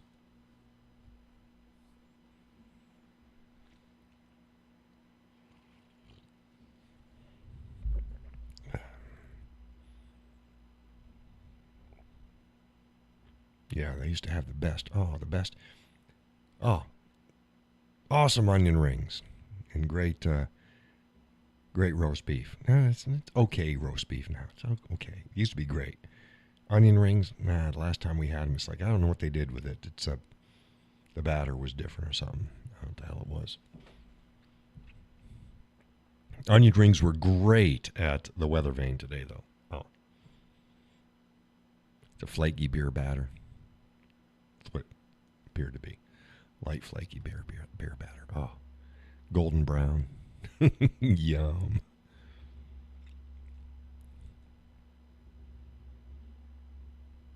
Used to go to Applebee's. Went there a week or so ago. They sucked. Maybe it was 2 weeks ago. They sucked. It's like, Jesus. What the hell?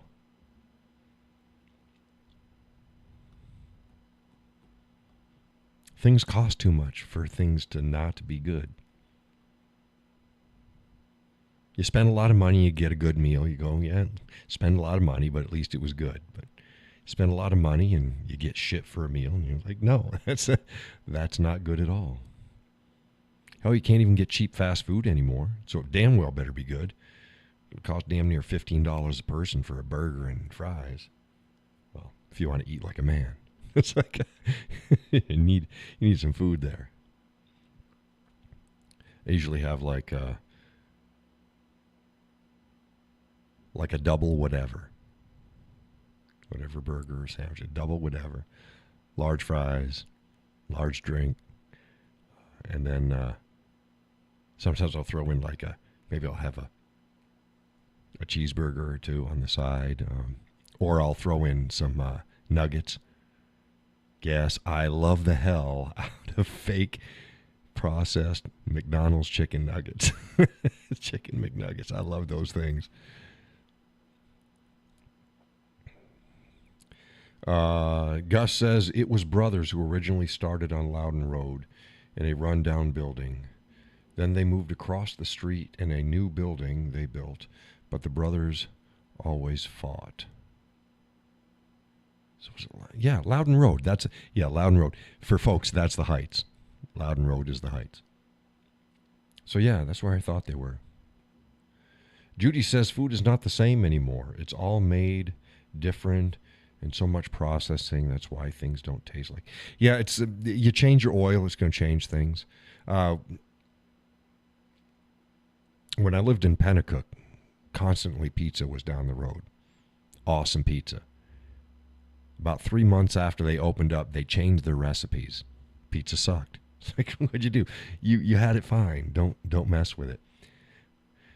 So I say Sal's Pizza in Hooksett. If you want a good pizza, get it from Sal's. Their dough is spot on. It is awesome. Take it from me, and I'm a really picky eater. It's good stuff. Yeah. I'll tell you, just change your sauce, change your dough, change your ingredients, and don't ever fucking buy pizza from a place that puts canned mushrooms on their pizzas. My God. There's a place for canned mushrooms. It's not on a pizza. Fresh mushrooms go on a pizza. Canned mushrooms. My God. We went to no, I'll say it. The Cav Inn in Pembroke.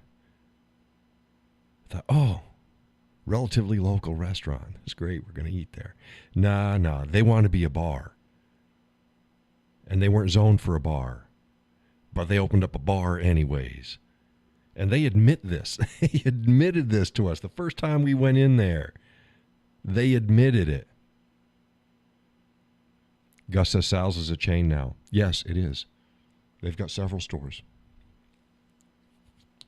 But that's why I said in Hooksett. I can't speak for any of the other ones in Hooksett. That's where we get ours. But I think they probably use the same dough. But yeah, so they serve food. They have burgers and they have, pizza and stuff like that. But it's like they don't give a shit. Like, they want to be a bar. They want to have their bands on their Friday and Saturday night, and it's not zoned for that. It's like, no, sorry, you guys are a bunch of assholes. You knew what you were doing. You knew that it wasn't zoned for that, and you wanted to play your freaking games, and they've had legal problems and the whole 9 yards, and their food sucks. Well, because people aren't going there for the food. They're going there to drink. It's like, no. I can go home to drink. So, yeah, does not get the Cowboys stamp of approval.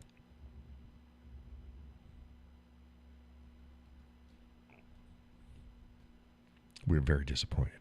Disappointed. Shame on you. You fooled us. Oh, that gets because we had pizza. Fucking canned freaking mushrooms on the pizza. You go to a pizza joint or a place that serves pizza and they put canned.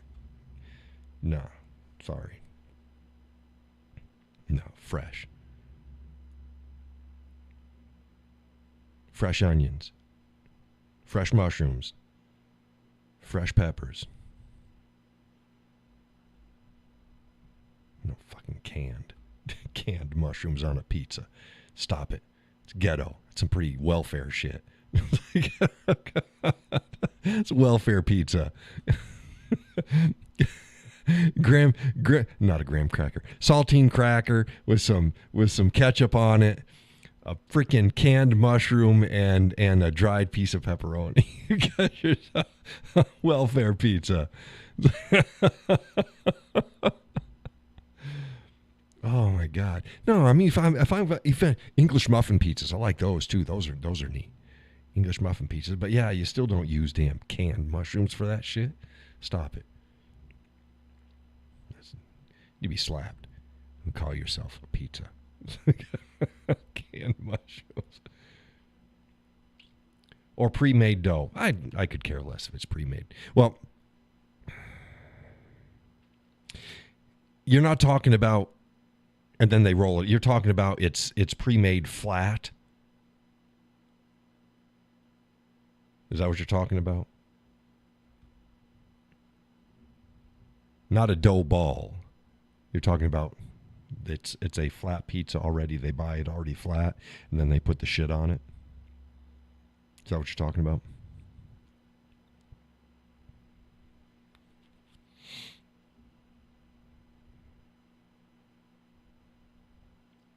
Because good dough's got to be pre-made anyways. A couple days. At least a day. At least a day. We did that. I'd post up about that back a couple years ago. We were doing our dough.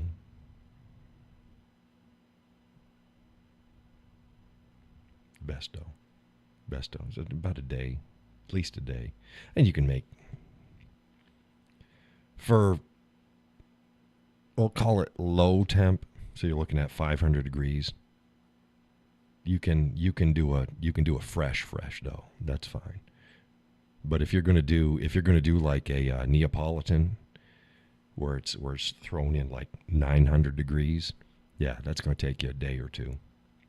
So yeah, and definitely if they're buying the dough already, looks like a pizza without the toppings on it, yeah, stop it. It's not good. Oh, another type of pizza, the French bread pizza. You just get some French bread, cut it in half, make your pizza on it, throw it in the oven. That's pretty good too. That's pretty good. But again, fresh. You got to be fresh ingredients. The older I get, the more peppers and stuff I like on it. When I was younger, it's just meat. Now it's like, no, it's got to be like some peppers and onions. And no olives. Not a big olive fan. I'll eat them, but I'm not a big olive fan. So what do you all think? Olives or no on your pizzas?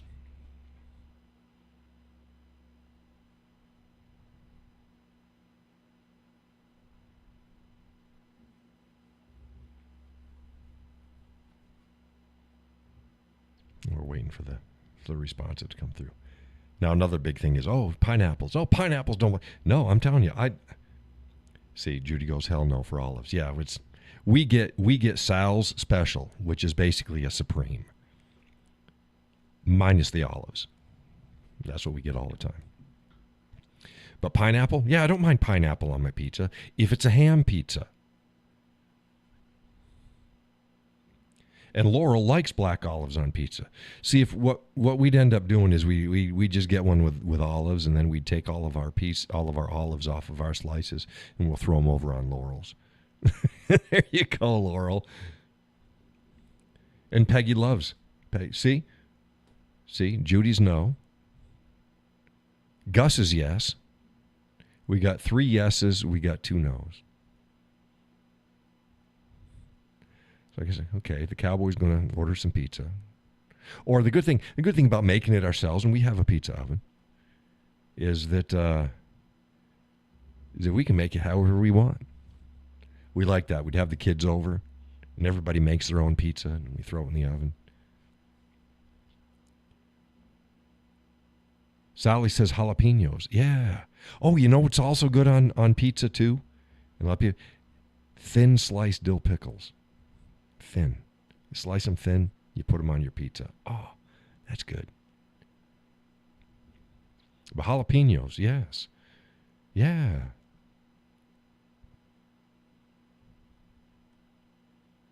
Jalapenos are good. But yeah, I don't mind pineapple on my pizza as long as it's a ham pizza. If it's a ham and pineapple, it works. It just works. But on a normal pizza, you don't have a pepperoni pizza and put freaking pineapples on it. You're crazy. You're a sociopath. You're gonna be out shooting shit up. How about dessert pizzas? Oh my goodness!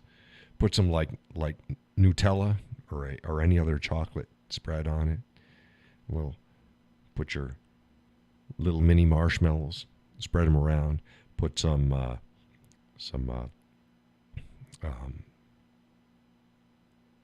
chocolate chips, and those you can do the caramel chips, and put the caramel chips around it too, and then you can slice up some strawberries and mix that in with it. Oh.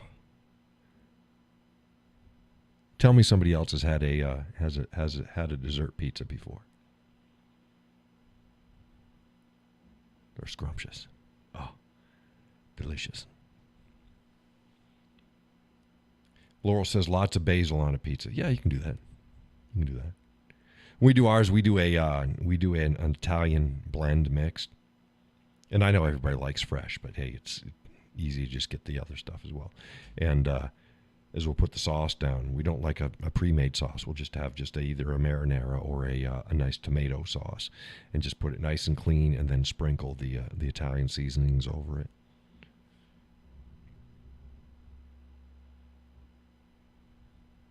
It's the cleaner taste. But basil's good. Hey, you know what's good with basil too is you get those what do they call those? You take the Love Taco pizza. Yeah, that'll work. You take the baguettes or whatever like that, and you slice them up into coins, and then you put the sauce on it and some mozzarella cheese and some basil on the top. What are those things called? Gus says Sally makes a fruit pizza. Yeah, that would work too. Yeah, Laura says Italian seasoning is great too. Yeah. What are those things called? What do they call those things? I told you they're bread, and then you toast them. You put them in the oven. You put it in the broiler. It melts the cheese, and it's God, what the hell is that called? Sometimes we'll have a whole meal of that. That's what we'll do. We'll just make a whole tray of it. That's what we eat. What's it called? Yeah, bruschetta. Thank you, bruschetta. Bruschetta. Yeah, that's good.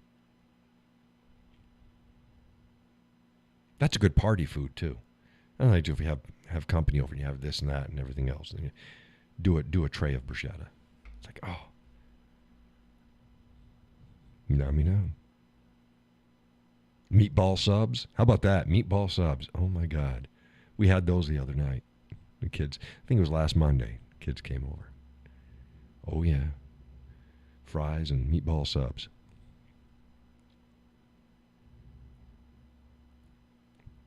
Okay, here's the question. Sub, hoagie, or grinder? Sub, hoagie, or grinder? See, I've used all three names. And I switch them up. It's the same damn thing.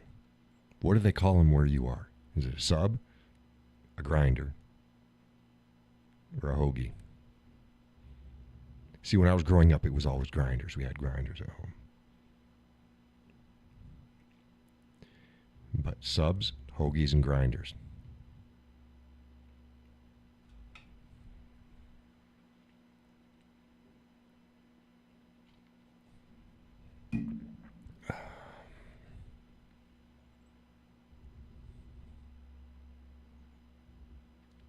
Okay, Judy says subs or hoagies. That makes sense. Yep.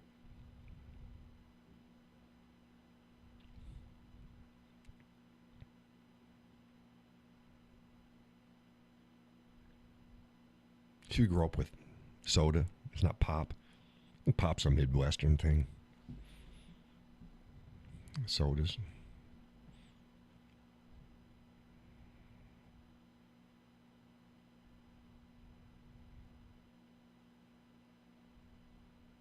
Still waiting for everybody else. Come on, folks.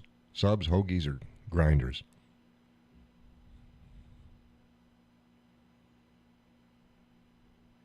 Gus says depends upon where you're from. Yeah. No, but what do you call them? What do you call them there, Gus?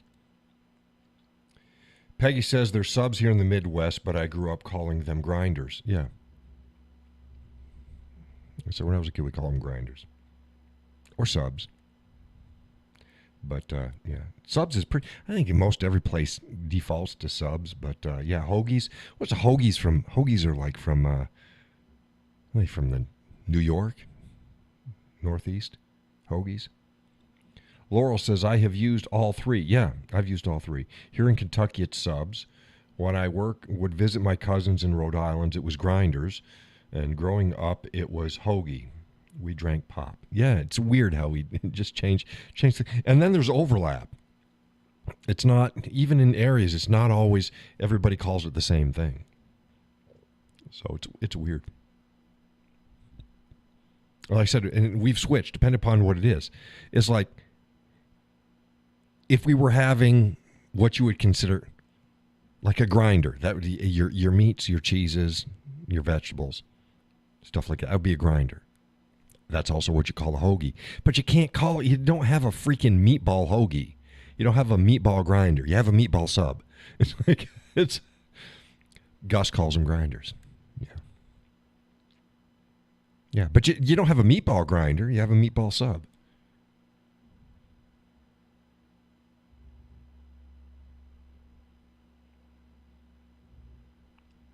But yeah, when I think of grinder, I think of what most people call a hoagie. It's meat, cheese,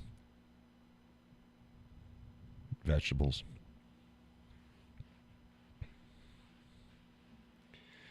A soda was pop with ice cream in it. Well, see, we call that an ice cream soda. Call that an ice cream soda.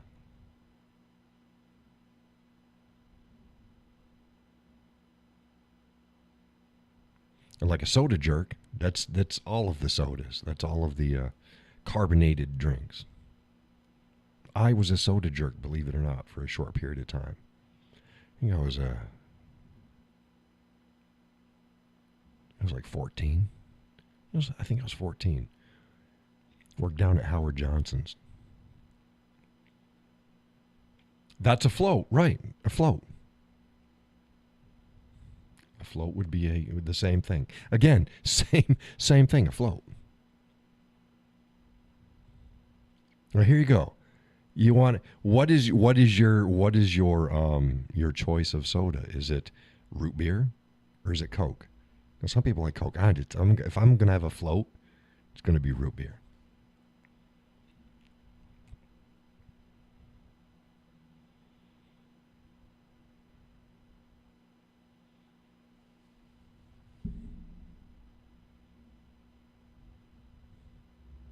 Right, Laurel says she now calls them floats. Yeah. Yeah, because it floats.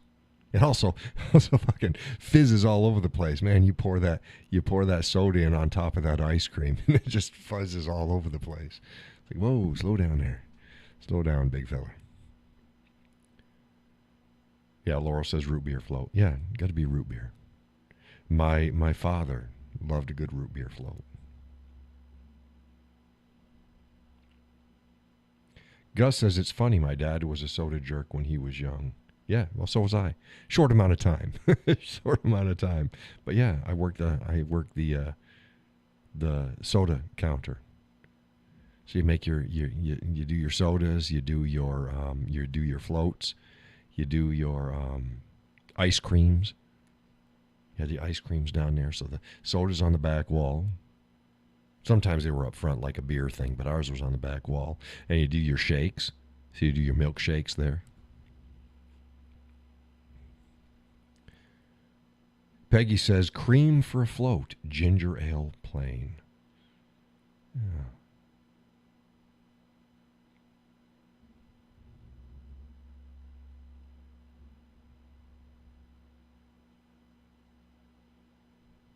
Okay, ginger ale. Schweppes, Canada Dry. What's your ginger ale brand? That's open to anybody. Ginger ale brand. Schweppes, Canada Dry, other.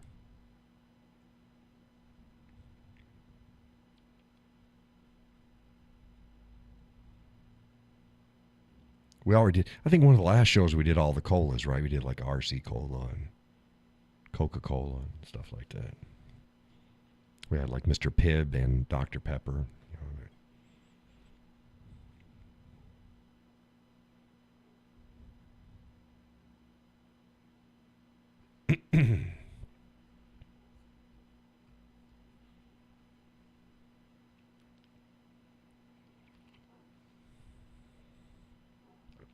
Laurel says, I'll drink either one. Yeah, I'll drink either one.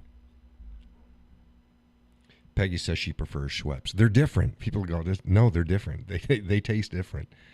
There's a definite difference between Schweppes and Canada Dry. Judy says she loved Mr. Pibb. And Gus says, I don't like floats. You're going to hell, Gus. Satan doesn't love floats.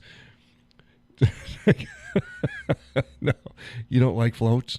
Why don't you like floats, Gus?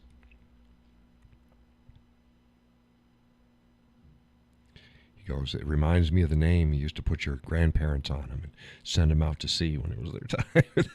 So floats triggers me. It brings back my PTSD from the old days. Canada Dry ginger ale, says Gus. Yeah.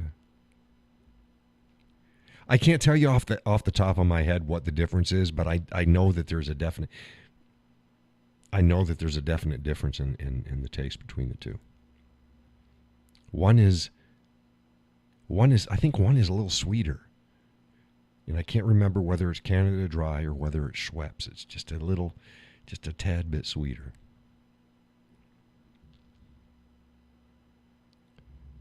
My sodas when I'm out and about, and I just want like going for a drive, is either a ginger ale or a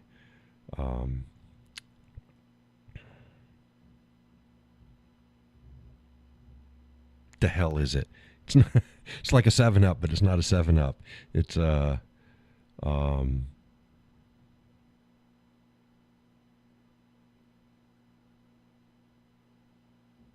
hell is it? I can't think of it. Sprite. It goes Sprite. It's like I had to try to visualize it in my head. A Sprite. It was usually a Sprite or a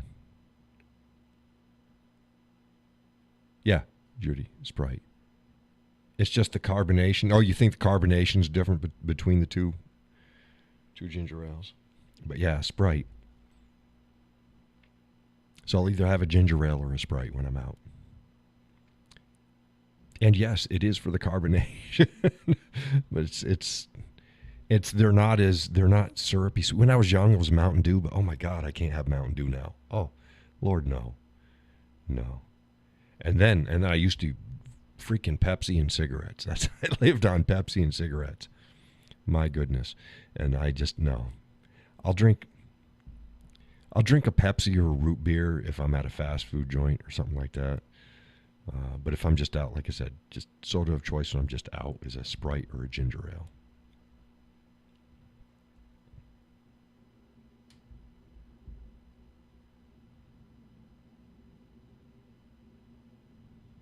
Like the carbonation. It's light. It's not super syrupy. Oh, we talked about this too, but every once in a while you like an orange crush. It's like, oh my God. Oh, yeah, they're good. Yeah, once or twice a year. Get yourself a nice orange crush. Judy says, I hate Mountain Dew, but I drink the diet Mountain Dew. It's so good. Yeah, I can't. The missus drinks diet stuff. I can't. It's got that, I don't know if it's saccharin or I don't know what the hell it is. There's a aftertaste on diet drinks. I just can't. It does not sit well with me.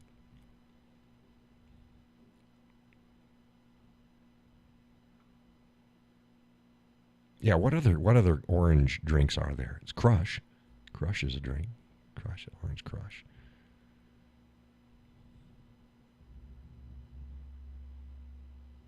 I'll have a cream soda maybe once a year. They're okay.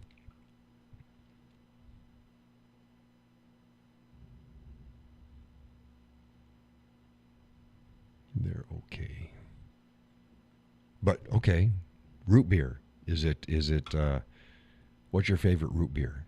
Is it God, now I can't even think of root beer brands out there. You've got A&W. You've got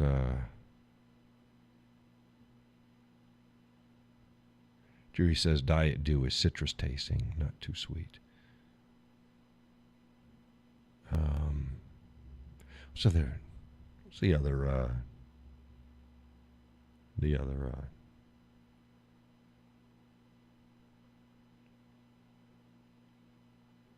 root beers? I see it in my head and I can't get it. Barks. Okay, yeah, Barks. Barks got bite. That's right. Barks got bite. Yeah, see, Barks has bite. A&W's a little sweeter, I think.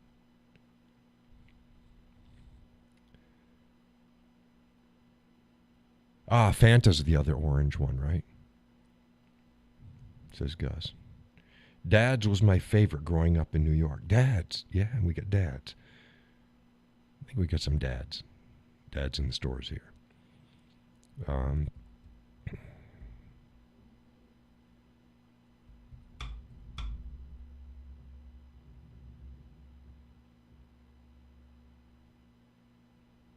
Yeah, A&W's classic with a float.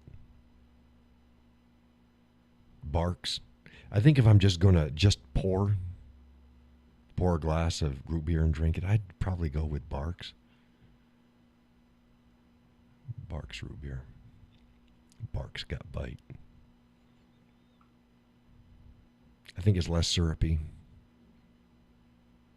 Could be wrong, but I think it's less syrupy.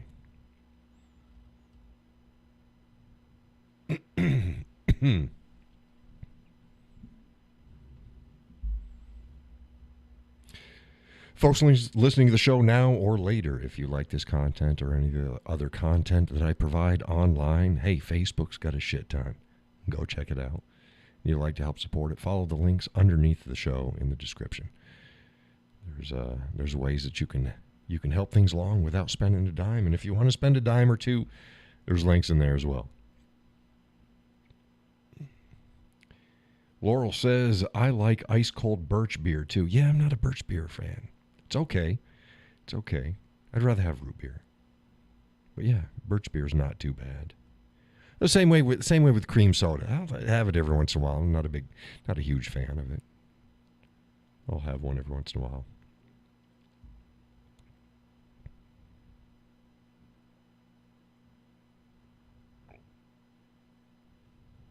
Oh, we can't forget our Moxie. Remember, Gus.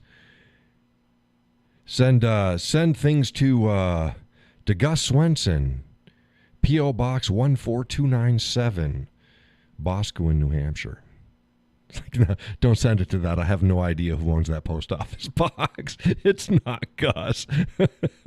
some guys.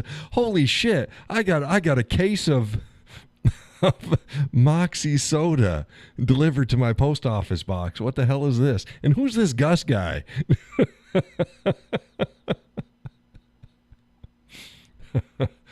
Oh my goodness. Gus says nothing like homemade root beer. Yeah. You're right, and there's nothing like a dog shit sandwich, and that's not necessarily a good thing. No, just kidding. It's like, oh my God, did he say dog shit sandwich? Oh,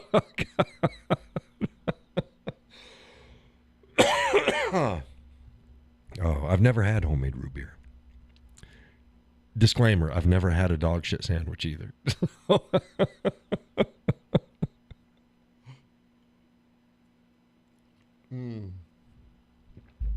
Oh my goodness. Boy, the show went sideways really quick. It's like we're talking about sodas, and now John's talking about dog shit sandwiches. Sorry. Again, imagine if I was drinking whiskey instead of coffee on the shows. Boy, no, that'd be an interesting show.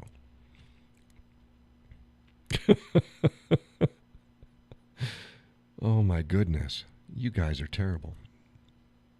Like, we didn't do anything. We did not do a damn thing. It wasn't me. It wasn't me. Peggy says, I'm tired from yard work today, so calling in today. Good night to all, and thank you, John. You're very welcome, Peggy. Thanks for joining the show. And it's after 10, so I'm probably going to close it down, too. Next show is Wednesday, unless I get a migraine. Wednesday, and I'll let people know as soon as possible. Judy says, hey, what? What? What, did I offend you with dog shit sandwiches? Are you a dog shit sandwich connoisseur? She goes, yes, on rye bread, damn it. Rye bread and provolone. dog crab sandwiches. No, oh my God, no, stop it. That's not right. It's not the way to end things. That's just, it's psychopathic. First time for everything. No, wrong, Gus. No, not a first time. No. I do have some lines. And dog shit sandwiches. Nope. Not happening. Laurel says pumpernickel. Oh, Judy says stop blaming us for your crazy. Crazy. I'm crazy for eating bologna. Pumpernickel. Yeah, I haven't had pumpernickel in a long time. Pumpernickel. It's that swirly bread, right? Swirls. Got swirls in it. Swirlies. Swirlies. Remember swirlies? You guys know what a swirly is. You put somebody's head in a toilet and flush it. Swirly bread. They're like, what the hell, John? Dog shit sandwiches and swirlies.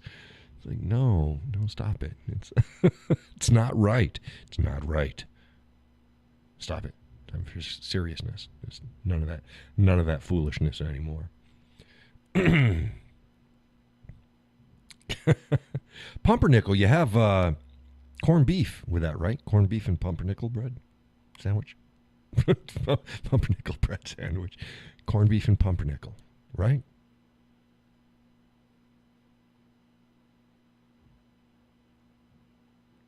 Pumpernickel. Judy says, it damn sure doesn't sound right. No, nothing sounds right. It's not right. It's not right. It's not right in the head. I didn't trust him. He wasn't right in the head. Something like that. The Irish guy from Braveheart. And I told you, Braveheart, he was supposed to be... William Wallace's nickname wasn't Braveheart.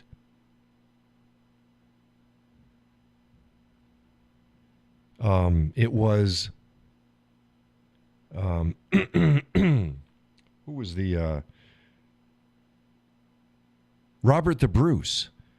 Robert the Bruce's nickname was Braveheart, not William Wallace. They can't even get the name right, but it sounded good. And they didn't wear kilts. They weren't wearing kilts in Scotland for another 300 years. And he wasn't clean shaven, and he was tall. He was well over 6 feet tall, had a freaking beard. He was not Mel Gibson. Laurel says, there's another brined meat you can have on pumpernickel. Can't think of it.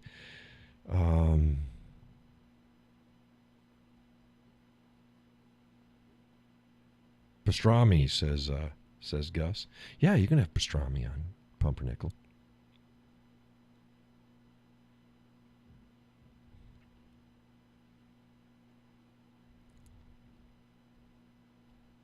Yeah. Oh, I haven't had pumpernickel in a long time. It's one of those loaves you go, I want one sandwich, and that's it. And I don't know. I'm like that with rye. It's like I'll have 2 or 3 sandwiches out of a loaf of rye, but I'm not a big rye person. Laurel says, thank you, Gus. Thank you. Yeah, pastrami.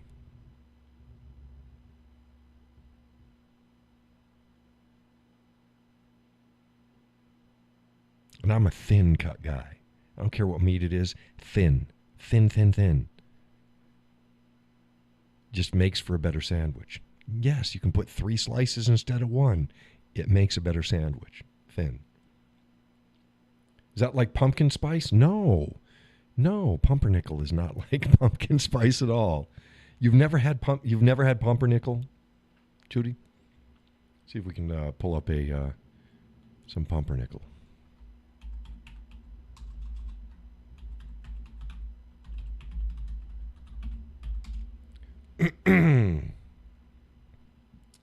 Here we go, some pumpernickel bread. There's pumpernickel. Oh, this one doesn't have swirlies. Doesn't pumpernickel have some swirls in it too? It's kind of a dark bread here. I could have sworn pumpernickel had a swirl in it.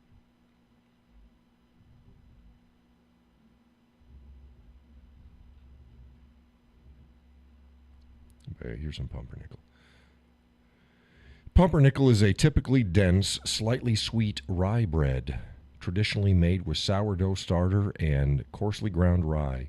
It is sometimes made with a combination of rye flour and whole grains. Maybe that's, I could have sworn, can't you get pumpernickel with a swirl in it? Laurel says, I like rye toast, just not warmed up, actually toasted. Oh, yeah. If I'm going to have toast, don't give me warm bread. Warm bread is fine. If I want toast, it's got to be toast. That means that once you put butter on it, it's not all just totally soggy. It's still toast. Laurel says rye can be swirled. So maybe that's what I'm thinking about rye too. Oh, well, see, because pumpernickel's a type of rye too. But, yeah, it's different. So, yeah, whatever. I'm getting my breads mixed up. Speaking of bread, that's why we call money bread. Because it was used in trade.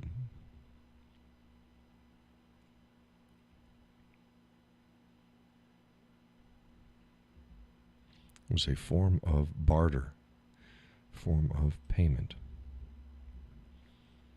Yep. Yeah, you're right. Rye can be swirled. Pumpernickel's darker. Mid-browns. Looks like molasses in it, but it doesn't. Excuse me. They got a lot of light ryes out there right now. Got a lot of different kind of ryes out there.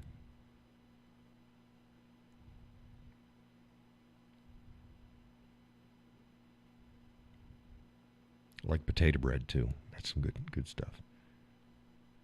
But potato bread can make some good French toast. Potato bread.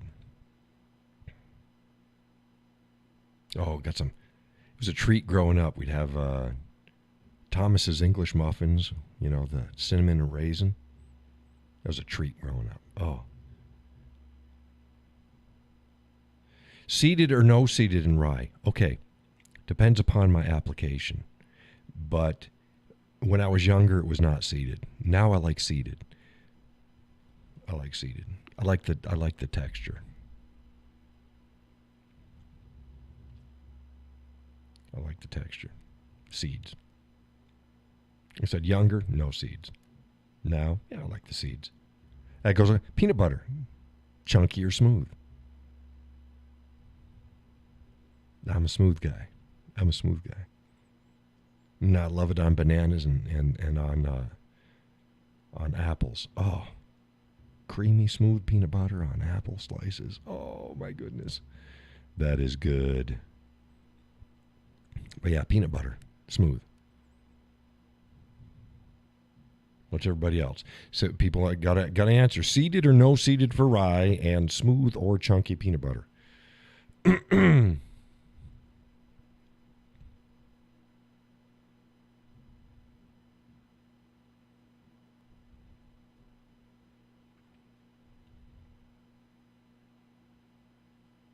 Laurel says, love seeded with a Reuben sandwich and extra chunky peanut butter.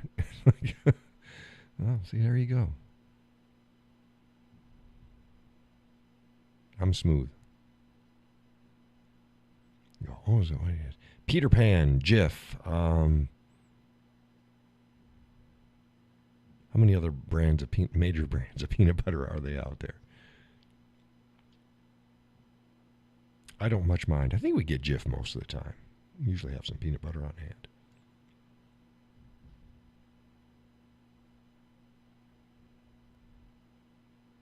I remember when they first came out with the Smucker's peanut butter. So it's the peanut butter and the jelly in the same container. I think it was Smucker's. It was Smucker's or Goobers did that. It's either Goobers or Smucker's. Judy says, I love both chunky and smooth. I love peanut butter. I'm a smooth guy. Smooth. Yeah, I don't know. Who does the peanut butter and jelly mix? Is that Goobers or is that Smucker's?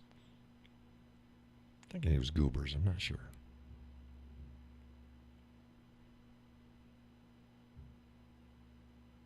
Okay, jelly, jam, or preserves? Like, damn, he's pulling out all the stops here. Jellies, jams, and preserves. Now, here's my answer. Depends. It depends upon which one it is.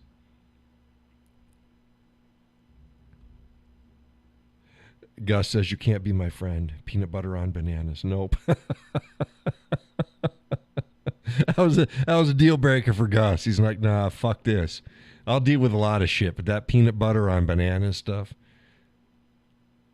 Judy says Smucker's, I think. I don't know. Yeah, I don't know who made it. We'll find out.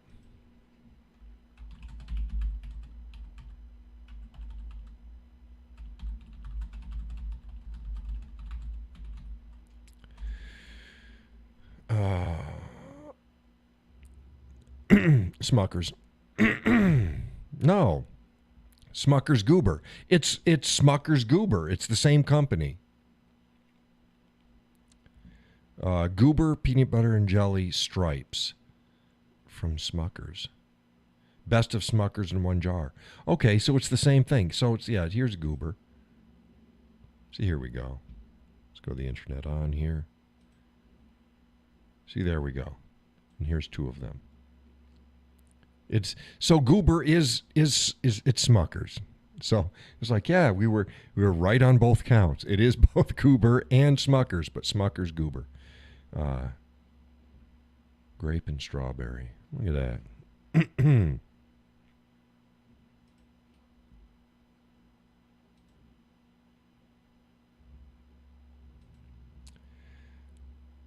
Laurel says, Jif here. Peter Pan is okay. My husband loved Goober peanut butter and jelly grape. I like jelly or jam. Not crazy about some preserves. Like I said, it depends. Like I like an apricot preserve, or because I don't even think they make apricot jam, do they?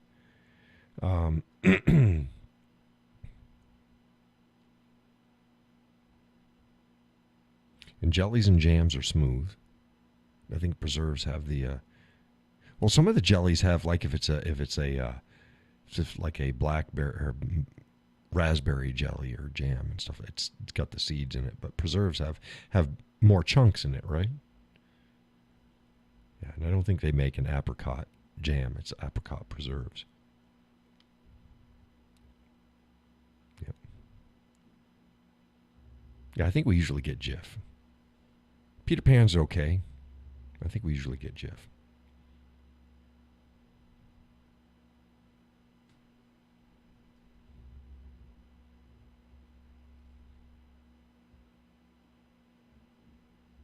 Don't do things like Wonder Bread very often. It's not bread enough. It's like eating.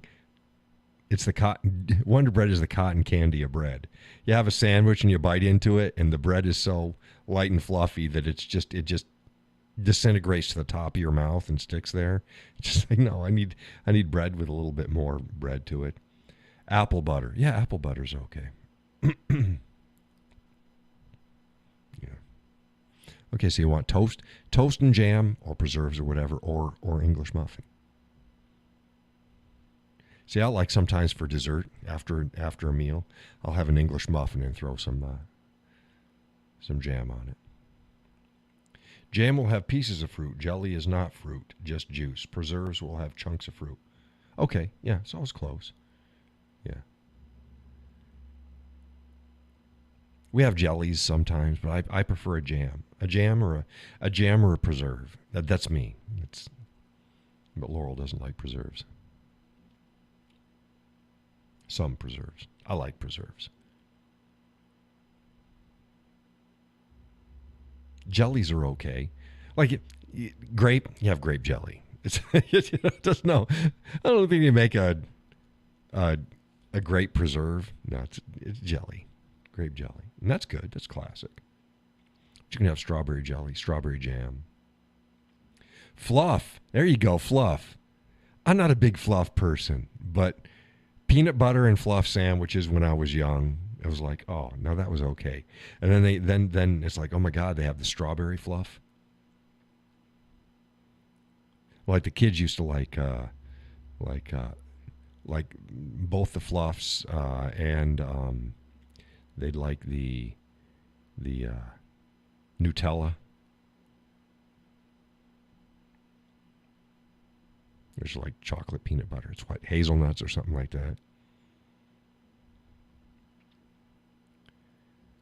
Fluffernutter, yeah. Marshmallow fluff, the best. Good old fluffernutter. Yeah. And it's like, I love a peanut butter and jelly sandwich, but it's got to be fresh. None of this shit. You make it in the morning, you put it in the bag, and then you take it out later, and your bread is all just freaking sogged to shit. It's like, no, it's got to be fresh. A fresh peanut butter and jelly sandwich. Oh, it can be so good. And don't skimp out on the jam, jelly, or preserve on it. Make sure you put a lot of that shit in there. Oh, it's so yummy. What is fluff? Oh, you don't know marshmallow fluff? Oh my God. Let's go marshmallow fluff.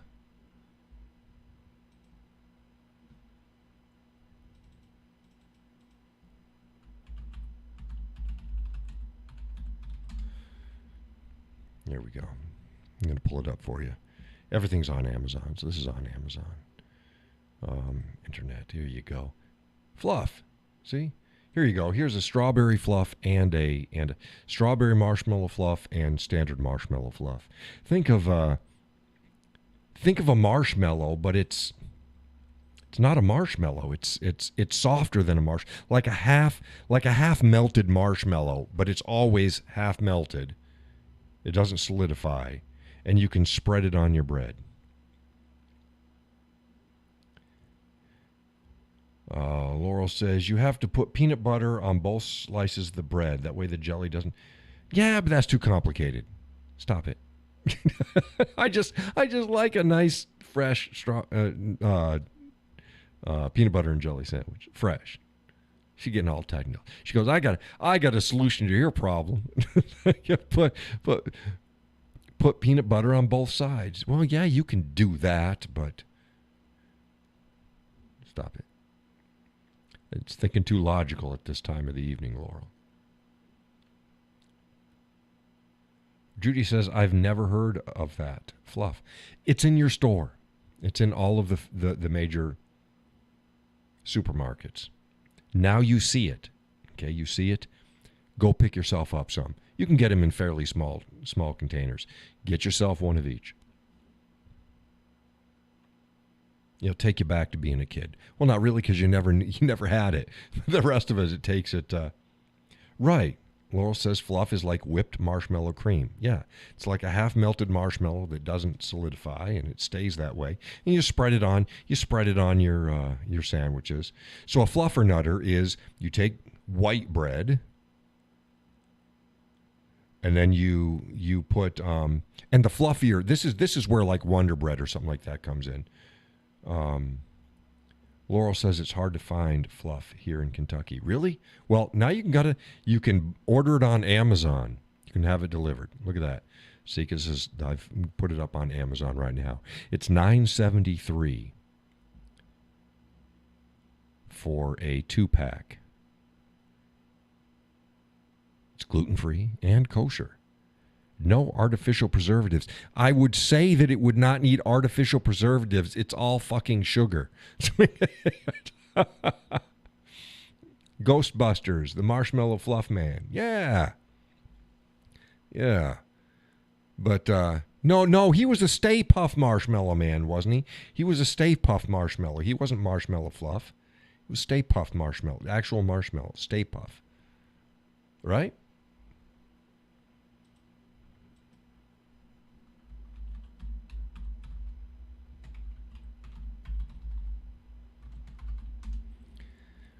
Yeah, it was the Stay Puft Marshmallow Man.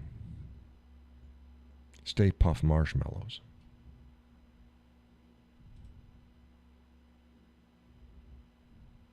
No, it's an East Coast thing. I've seen them all over the place.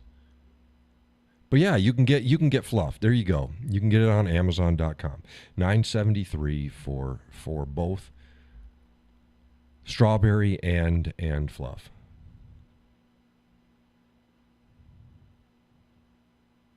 Cinnamon toast creamy cinnamon spread. Oh, that's weird. But yeah, how you make a fluffer nutter is you take white bread and you spread marshmallow fluff on one side, and you put peanut butter on the other side, and then you put them together, and then you eat it. It's pretty good. It's a good kid sandwich. Yeah, sugar high.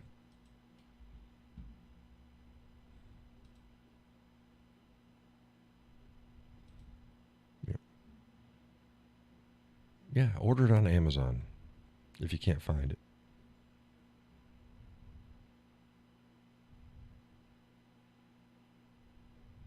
Yeah, no artificial preservatives. God, it's freaking sugar. So they put sugar in things to keep them preserved. Yeah, it's pretty good stuff. I don't eat it very often. There's Nutella again. I guess you could do Nutella. It'd be a kind of a Nutella fluffer nutter. Use Nutella and fluff. Yep.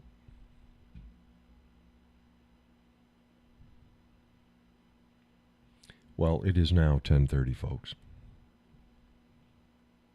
Thank you for joining the show. It's been an interesting chat. Be firing it back up on Wednesday. I should have, again, I got a nice studio. I got more content I got to put out, but it's been so freaking busy. Yeah. So I'll see you online, see you on Facebook proper. Judy says good night, y'all. Good night, Judy. Thank you for joining the show. Good night, Laurel. Good night, Gus and Sally. Thanks for coming over. Everybody else that I don't know if Orion was, a lot of people they ghost in and they watch and they don't say anything. So all the people that were lurking in the background, thank you for stopping in. Gus said no, Sally's mom had to send it to her when she lived in Colorado. I'll be darned. Laura says good night, y'all. a fun night. Well, good. Good. A little spot of laughter and camaraderie in this crazy, mixed up world. So again, we'll get going again on Wednesday. Hope everybody's week starts out good. Got this freezer coming in the morning. It's like, yes. Yeah, it's a good thing. And, check out my stuff on Facebook. Like, share, subscribe. Comment. Also, make it back to the videos on YouTube and just write up something in the comments because it helps push the algorithms. Judy's usually pretty good about that. The rest of you have been slacking. Don't be slacking. Write in the comments. I know you type out in the chat, but Judy says, thank you for that. I needed it. Well, you're welcome. Yeah.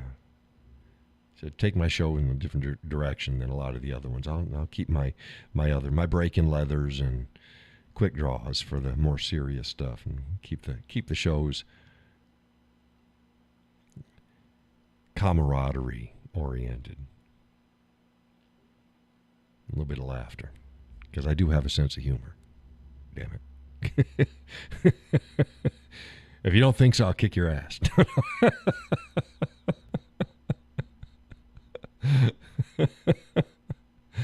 Oh, my goodness. Okay, well, I'll see you on Wednesday. I will see you on Facebook. And God bless. And take care.